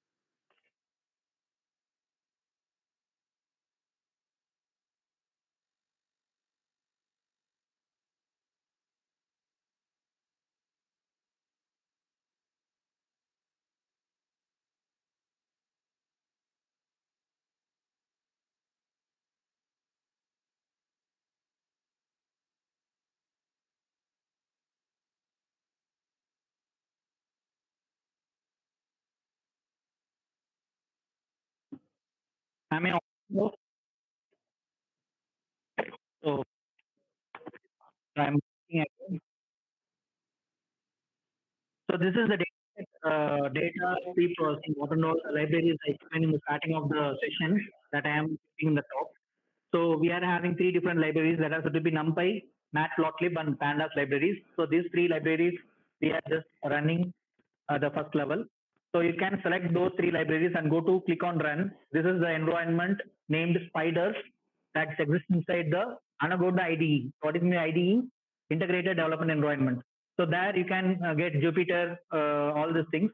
So I am going for Spider because for beginners you can able to understand the code properly with use of Spider environment. So you can have a variable explorer. So what variables you executed, that values you can able to see, as well as plots you can able to see the graphs, and then files, what and all the files you are having in the concern directory that you can able to see. So initial step what you have to do is you have to select the working directory. So when you are opening the Spider environment, the top right corner, there is a folder icon.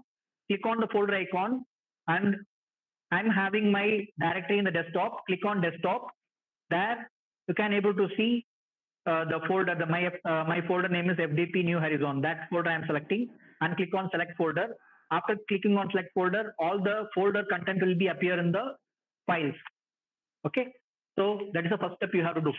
So whenever you are taking the data set, keep the data set in a folder, in a desktop or in E drive, any other drive. Okay, so that particular folder is a working directory for your work.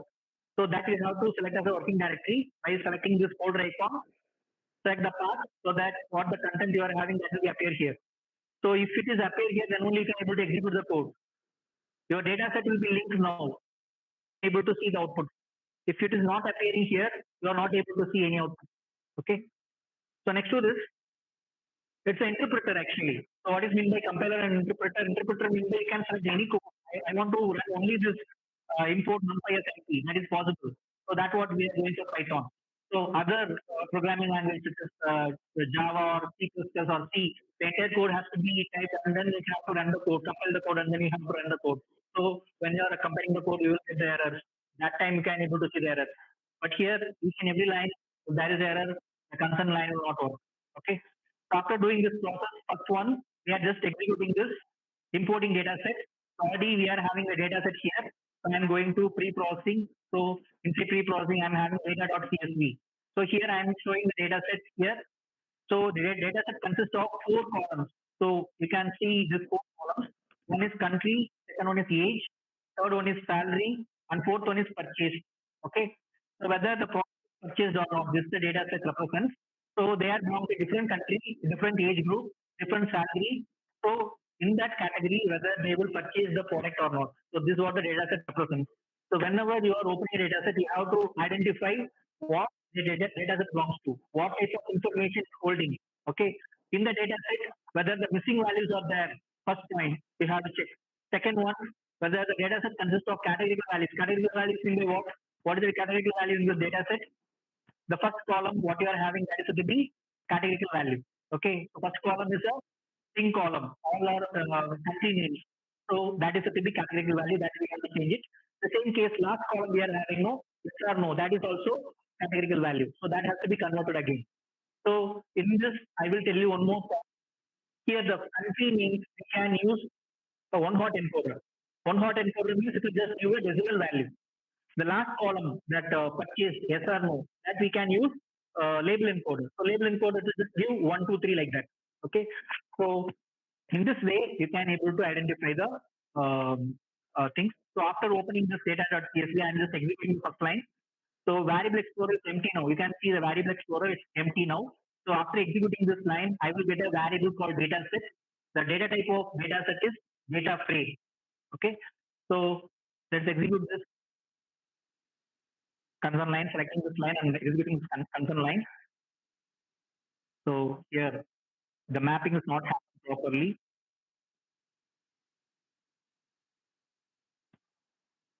Now I will execute again. So as I told, if the directory is not proper, it will not show the output.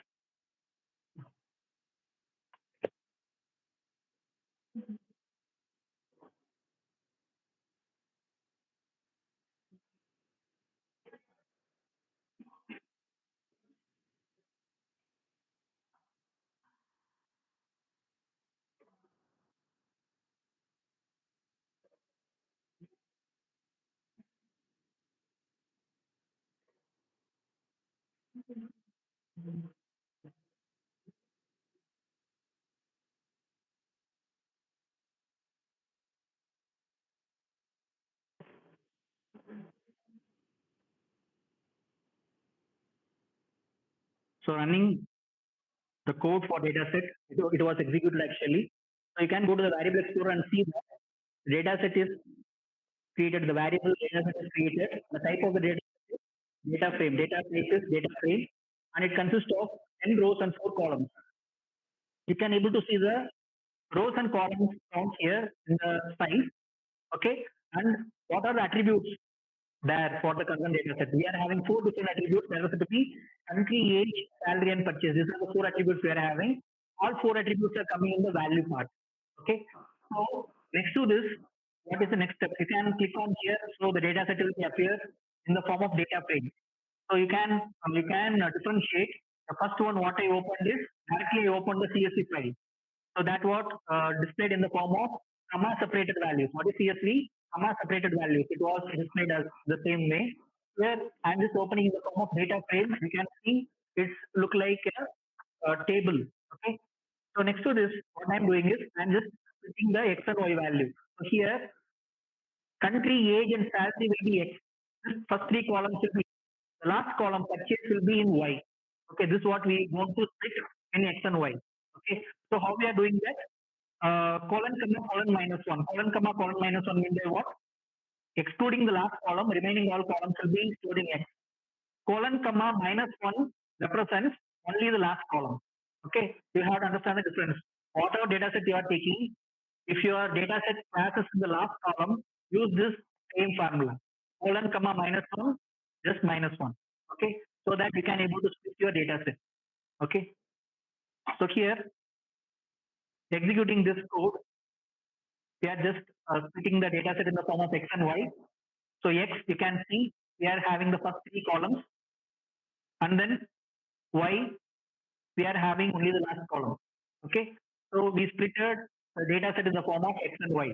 Okay, now what is the next step we have to do? We have to split the X and Y in the form of X train, Y train, X test, Y test. Okay, so we are having 2 different setups, training set and testing set. That what we have to do now. How to split the training set and testing set.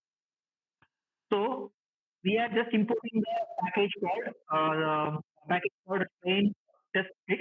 Okay, that is the library. With use of that library, we are having different parameters. We are having X. X is set to be the first 3 columns, what is splitted.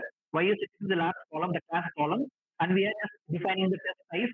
So keep in mind, we are having totally 10 rows. Okay, so what is our test set size? What is the test set size? 0.2. So 0.2 means what? 20%. So that 8 rows will be in training set, 2 rows will be in testing set. Okay, 8 rows will be in testing set, 2 rows will be in test set. Let's execute this code and see the output.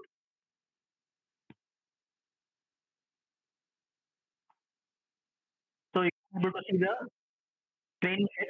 So X train, 8 rows, 3 columns. Okay, so you can see test size, 2 rows, 3 columns. Okay, so Y test, Y train. So Y train we are having 8 rows, and Y test we are having 2 rows. Okay, so what is this actually? What is X train? What is X test? So training set 8 rows we are having, no? 8 rows mean by what? Excluding the last column. Excluding the last column, only the 3 columns we are taken. In that we are making as X. Okay, so X train only having the value of the 3 columns, excluding the last column. Okay, if you see Y train, only the last column. Only the last column. Okay, it will not have the first 3 columns. Okay, so here Y test is the testing set last 2 columns. So Y test we are having, this is the actual label. Whatever the label we are having, no, we are having, no, this is the actual label for testing data set. We are predicting some value, no? Whatever the value we are predicting, we have to match with this value. We are getting both values, what we are predicting. If it is no, we are getting 100% accuracy. Please listen. that the actual value for test set is no, it's the label. Okay. When we are executing our code, when we are predicting the result, for both the cases, if you are getting no, our accuracy is 100%. For example, in the prediction result, we are getting one no and one yes, then our accuracy is 50%. If you are getting both of yes, what is accuracy? 0% accuracy. So this is the way we can able to compare the actual predicted value with the tested value. Okay. Now this is the way. This is the first template. What I'm showing you here. What and all we discussed. First one is importing the data set, the basic one. Second one is just reading the data set and converting to data frame. Then converting the data set in the form of X and Y. Converting the data set in the form of X and Y. So further, what we are doing, we are just making the training and testing set setup. So both we are doing here. So after doing this process, what is the next one? Let's see. So here, so until this, we executed in the previous one. We executed reading the data set. Then here, missing values. So for this, what the data set we are using the same data set. So I'm executing this code for your understanding.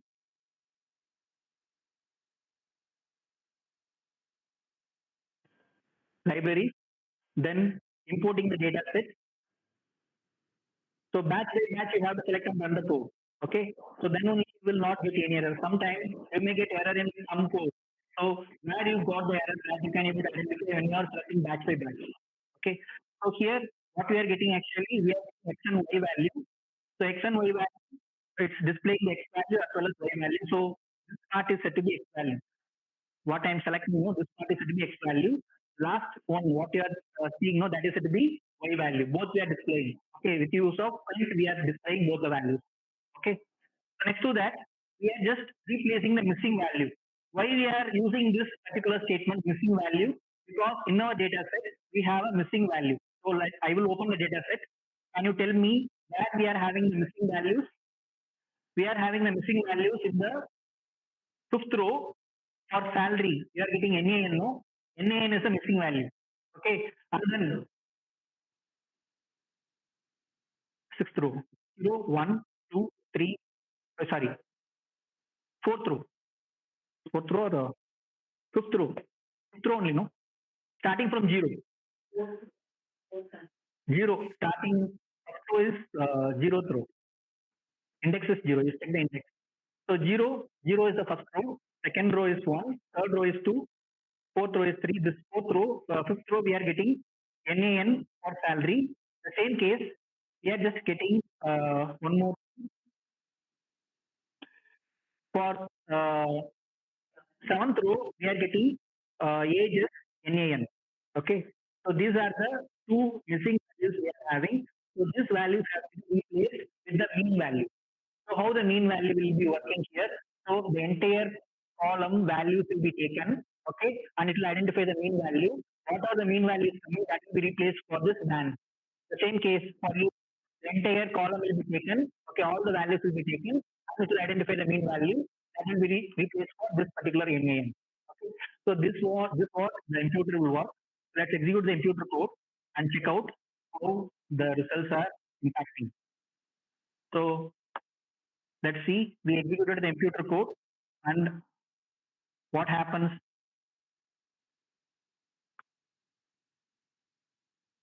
You can see the result. You see the result. This is what the mean value we are getting. Before this was the NAN values. These are the missing values.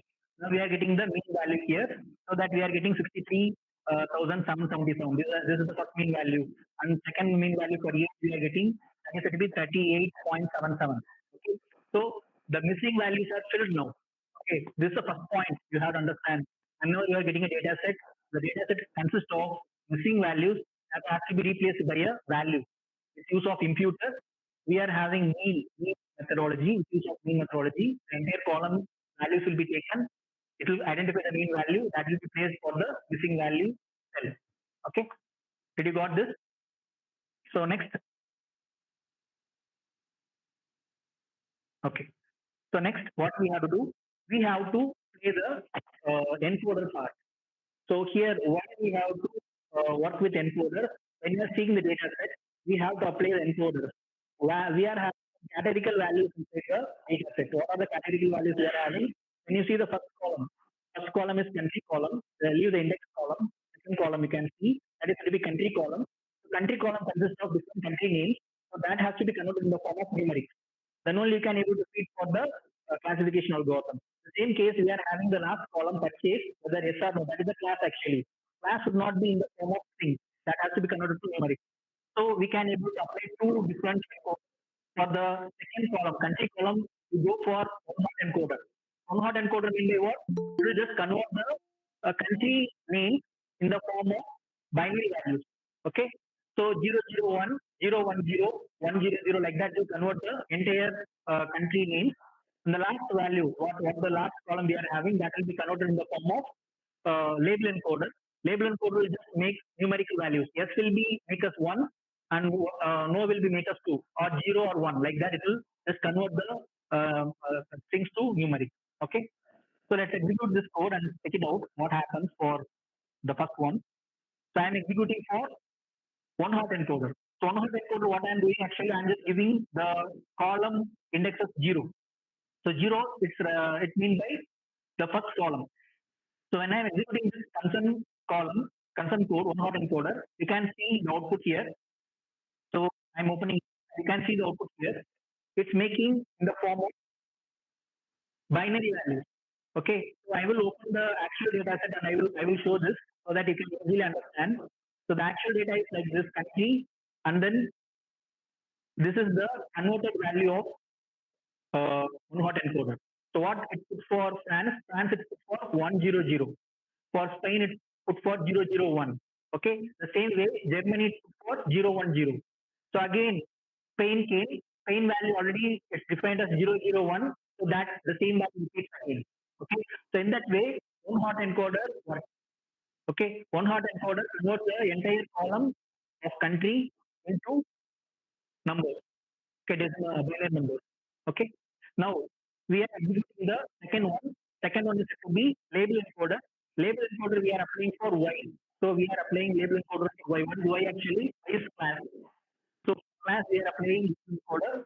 Before that, I will open Y and I will show you what is Y. This is the Y actual Y. Okay. Now we are just executing this code and converting this Y value. So after this, you can see the Y value is modified. Before that, Y value is yes or no. So now it's modified to numbers. So you can see actual data set I am showing here. Actual data set we are having no. In the modified data set it's showing 0. 0 is for no and 1 is for yes. Okay. So the label encoder works with 0 and 1 for the conversion. Okay. So we're done with label encoders. Categorical values are converted now. Now again we are coming for splitting the training and testing set. Okay. So these are the pre-processing steps. What we are following, all these are pre-processing steps. Okay. Now converting into training and testing set.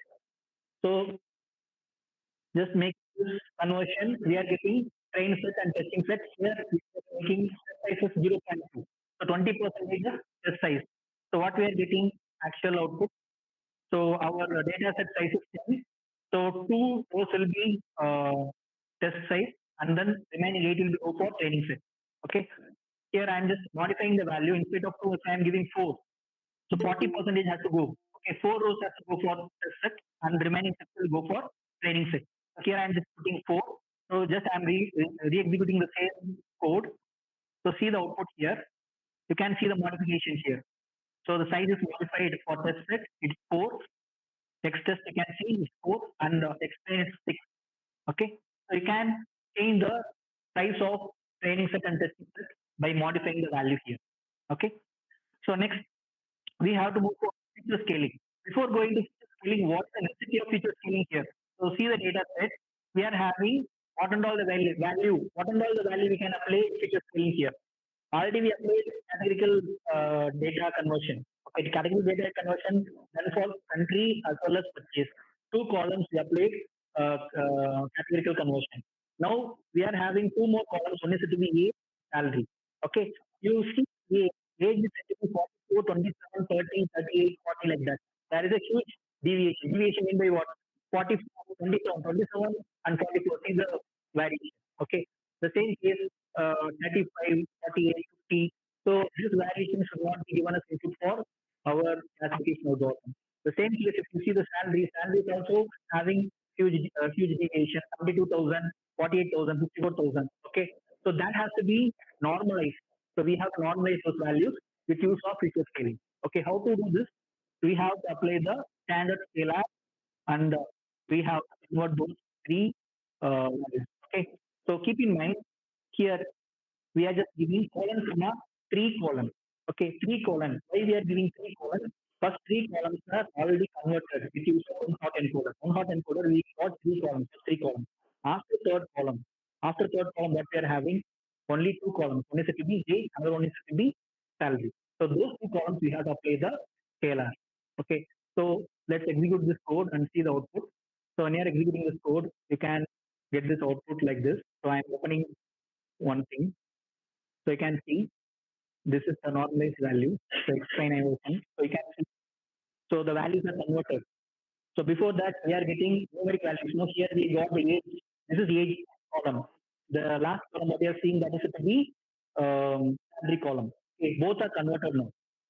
Okay, so both are normalized with the decimal number. Okay, so this process we have to follow for making our data set as a perfect data set that can be given as input for the classification algorithm.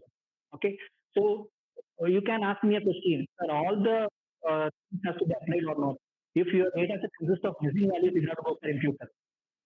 If your data set consists of single values, you have to go for one hot encoder and label encoder. Okay, if not having any transitive value, if your data set doesn't have any missing value, no need to execute the code. Not my plan. Next to that, if your data set not having the huge variation between values, no need to execute the standard scalar. Feature scaling is not required there. Okay, this is not required when data set consists of this problem. Okay, okay, because majority of the data set underlying this category. Okay, if you are taking a raw data set, it will have a missing value. If you are taking from all the data set, when I am downloading, all the data set consists of missing value, and then it consists of this uh, categorical value. Okay, so these are the cases I am undergoing when I am downloading the data. Okay, so I hope you understand the pre-processing step. Let's move for the next one. So here, next one.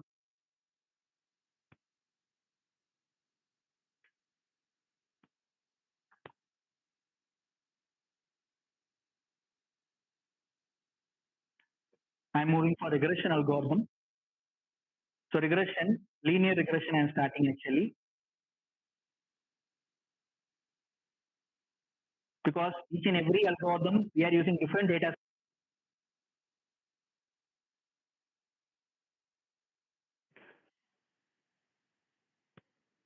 So simple linear regression. So this is the code for simple linear regression. So this is the data set for simple linear regression. Okay. So I hope all the codes and data sets are there in the link. You can open and we can execute that. Okay. So first we are executing the libraries. So importing libraries is very important. Without libraries, nothing will work because all we are combining with libraries. With use of the libraries, we are calling the predefined method. Read underscore C with CSV is predefined method that is used with standard page. So we are just reading the data set. Our data set is salary underscore data dot CSV. Okay, that we are reading now. So we are executing importing data set code. When you are importing data set code, you can go to the variable explorer and see the data set. What is our data set? We are having the standard data set having two different columns. One is to be years of experience, another one is salary. I already told when we are going for each regression, we are having two variables. What are those variables? Dependent variables and independent variables. So here we are having years of experience and salary. Years of experience to be independent variable. Salary is to be independent variable. Okay, salary is dependent on age. If the person age is increasing, salary also increases. Okay, so in this case, we are taking these two columns and we are proceeding further. So after reading the data set, what is our next step? We are taking x value is the first column and the y value is the second column. Why we are making x, y a single column here? What is our prediction here? When you are taking linear regression, what is our prediction? What is the prediction? What we predicted in the previous session? Linear regression. We predicted the. So, for example, here we are having two different columns. Here we are having two different columns. The, for example, 10.5, the salary is 1,21,872. Okay, let's consider the experience. What is it to be? Experience is 15 years. What is the salary can be given for the person? One more is the experience is 25 years. What is the salary can be given? Experience is 50 years. Think of. Okay, so our model will predict the salary. So that is the usage of linear regression. Okay, so with use of this, we are identifying the output. Output is our salary. Input is age. Okay, so we are splitting X as experience and Y as salary. Okay, X is said to be what? X is said to be independent variable. Y is said to be dependent variable. Okay, now let's move for the code. We are splitting the data set. Here, test they are giving 1 by 3. 1 by 3 by what? 1 by 3. 1 by 3 of the data set. 1/3. What is 1/3 actually? I find 10 rows. What is 1/3 actually? Okay. So here we will give 20%. I'm just giving 0.2. I'm giving the data set size is test size is 0.2. So here I'm executing this code, splitting the entire data set in the form of training set and testing set. So here what happens? I'm having totally 30 rows. The initial data set consists of 30 rows. After splitting in the form of test size and training size, the training size will be 24 and test set will be 6. Okay, 6 rows will be for test set and 24 for training set because 20% I'm taking as test size. Okay, so next to that, what I'm doing further, I'm just applying the linear regression. Okay, so when you're going for linear regression, you can see only 4 code. In Python, beauty actually, whatever algorithm you're taking, it only consists of 4-line code. Okay, so linear regression or SVM, okay, whatever algorithm, it looks very simple here. Okay, you can just read the training explain in white line, and then you can able to identify the classification output. Okay, so here, what is the library they are using for importing linear regression? Linear regression is a library. Use of linear regression, they are calling the fit method. With use of fit method, they are passing two parameters. The parameters are x and y train, and then with use of that, they are predicting the result. Y pred is the result actually.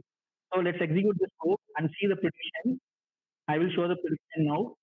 So the code is executed. You see the Y pred. This is the predicted result by the algorithm. Okay, this is the predicted result by the algorithm. Let's see the actual result. This is the actual result. So this is the actual result. What we got in the data set. What you are seeing white is that is the actual result. This is the predicted result. Can you see all results are nearby? We will not be able to get the accurate value in linear regression. Okay, we will get the value that will be nearby. Okay, you can see the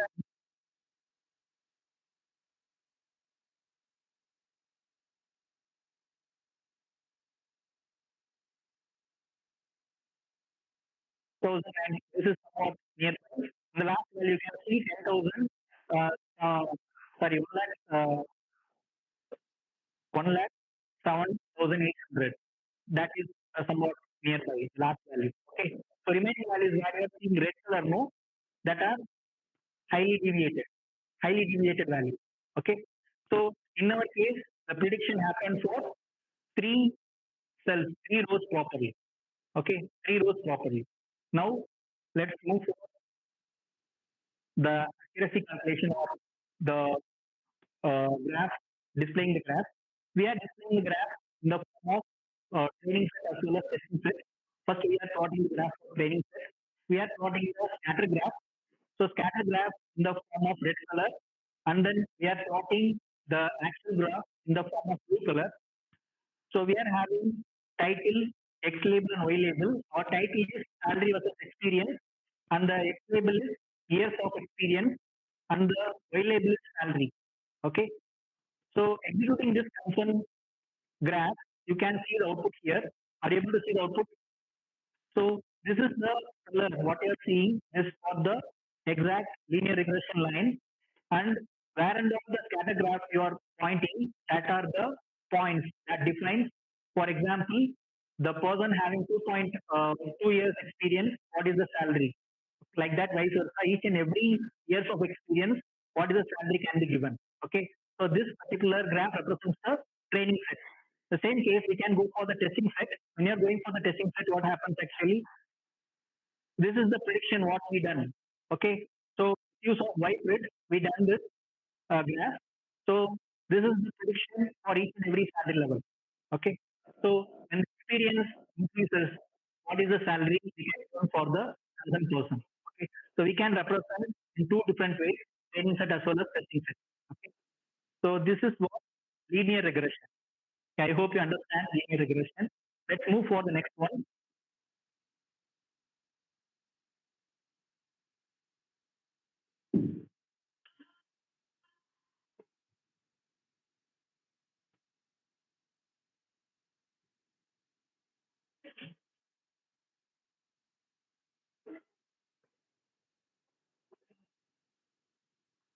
So I'm explaining the logistic regression now. So logistic regression will work with the data set which consists of different categories. So you can see linear regression, we are having only two columns. For logistic regression, we are having nearly three different columns. The first column consists of age, second column consists of estimated salary, and third column consists of whether the person purchased or not. Okay, so that is a product. For example, you consider that is a product. Okay, for example, a TV. Okay, so what category of people purchase that TV? Okay, so the person having age of 19 with salary of 19,000, whether he is purchasing the product or not. The same vice versa, we are making the predictions. Then we are identifying the solution. Now we are going for the logistic regression algorithm, and let's execute this code. So logistic regression, we are importing the libraries, and then we are importing the data set,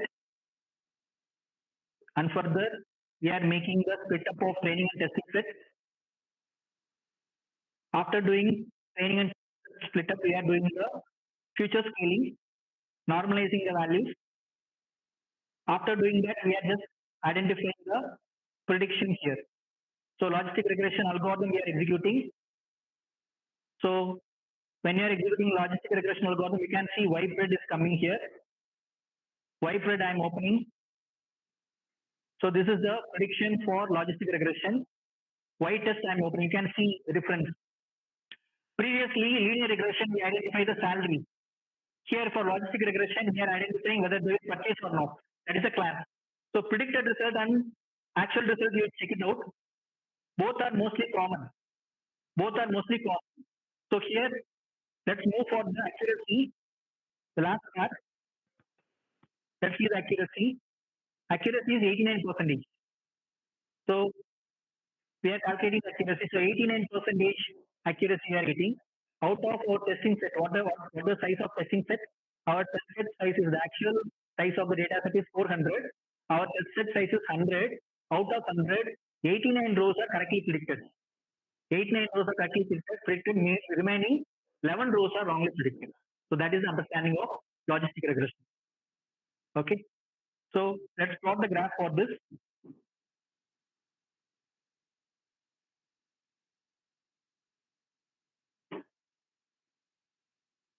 Executing. Your graph will be changed here. This is the old graph, what we are seeing.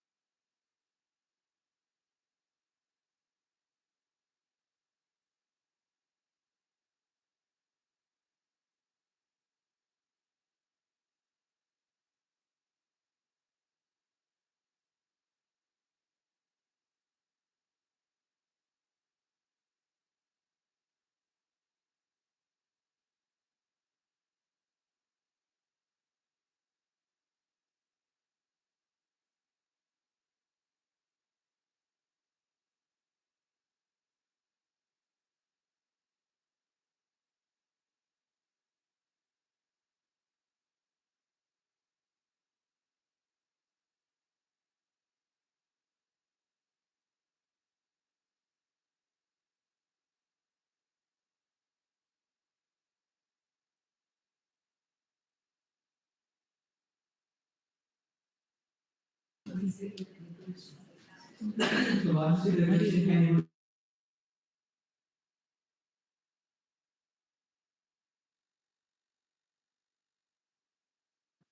it audible? Can you reply me? Yes, sir. It's audible. So this is what the regression algorithm will do. So the classification, what we are getting here, the correctly classified both the different classes 0 or 1, whether they will purchase or not. Okay. So what you are getting here, no, these are wrongly predicted. You are getting some dots, green area, what you are getting green points that are said to be wrongly predicted. What is that is said to be, they will not, they are predicted that they will not purchase. Got my point? Red is said to be, they will not purchase. Side you are getting red dots, no, that is said to be, they predicted that they will purchase, but they are not purchased. Okay, these are the different levels of categories you have to understand. So I will move with one more algorithm, that is said to be clustering algorithm.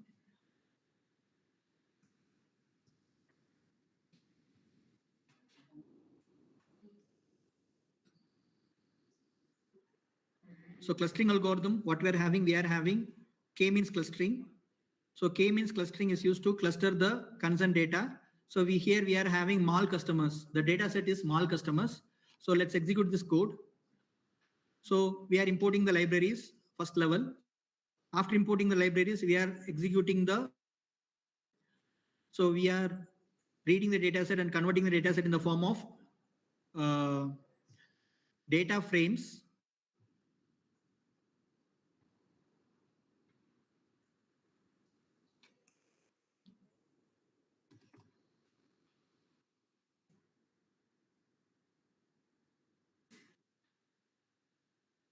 So code to read the data set and convert to data frames.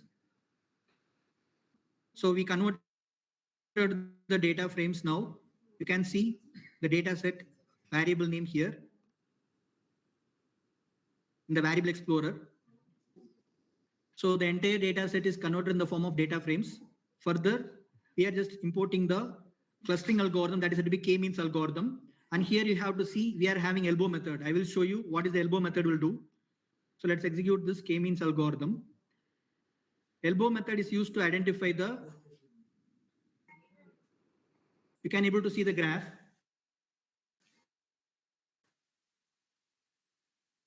Are you able to see the graph?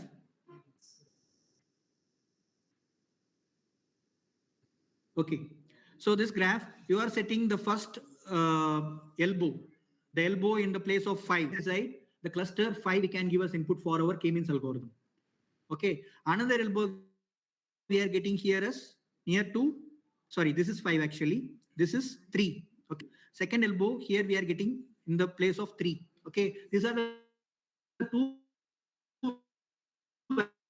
values we predicted for giving number of clusters. Number of clusters will not be decided as algorithm. We have to identify the number of clusters. Then only we can able to get the correct accuracy. Okay. So next to this, yeah, I lost.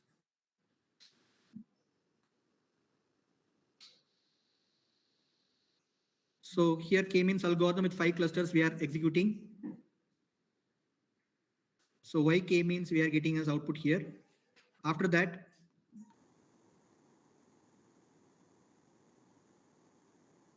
we are plotting the graph.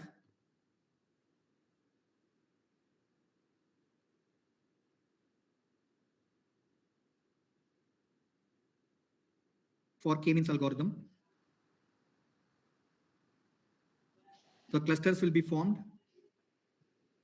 So actually the plot. So these are the different clusters, 5 different clusters plotted with the centroid. So I'm very happy to take up this session. I hope I done. You have to go through different data sets, apply the algorithm. If not working, you can go for clustering algorithm and try to get a good result for your research works. Okay. Thank you. Studying. Any queries are you having? Please inform me. I will respond to you. So, viewers, can you ask queries? You can ask the queries now.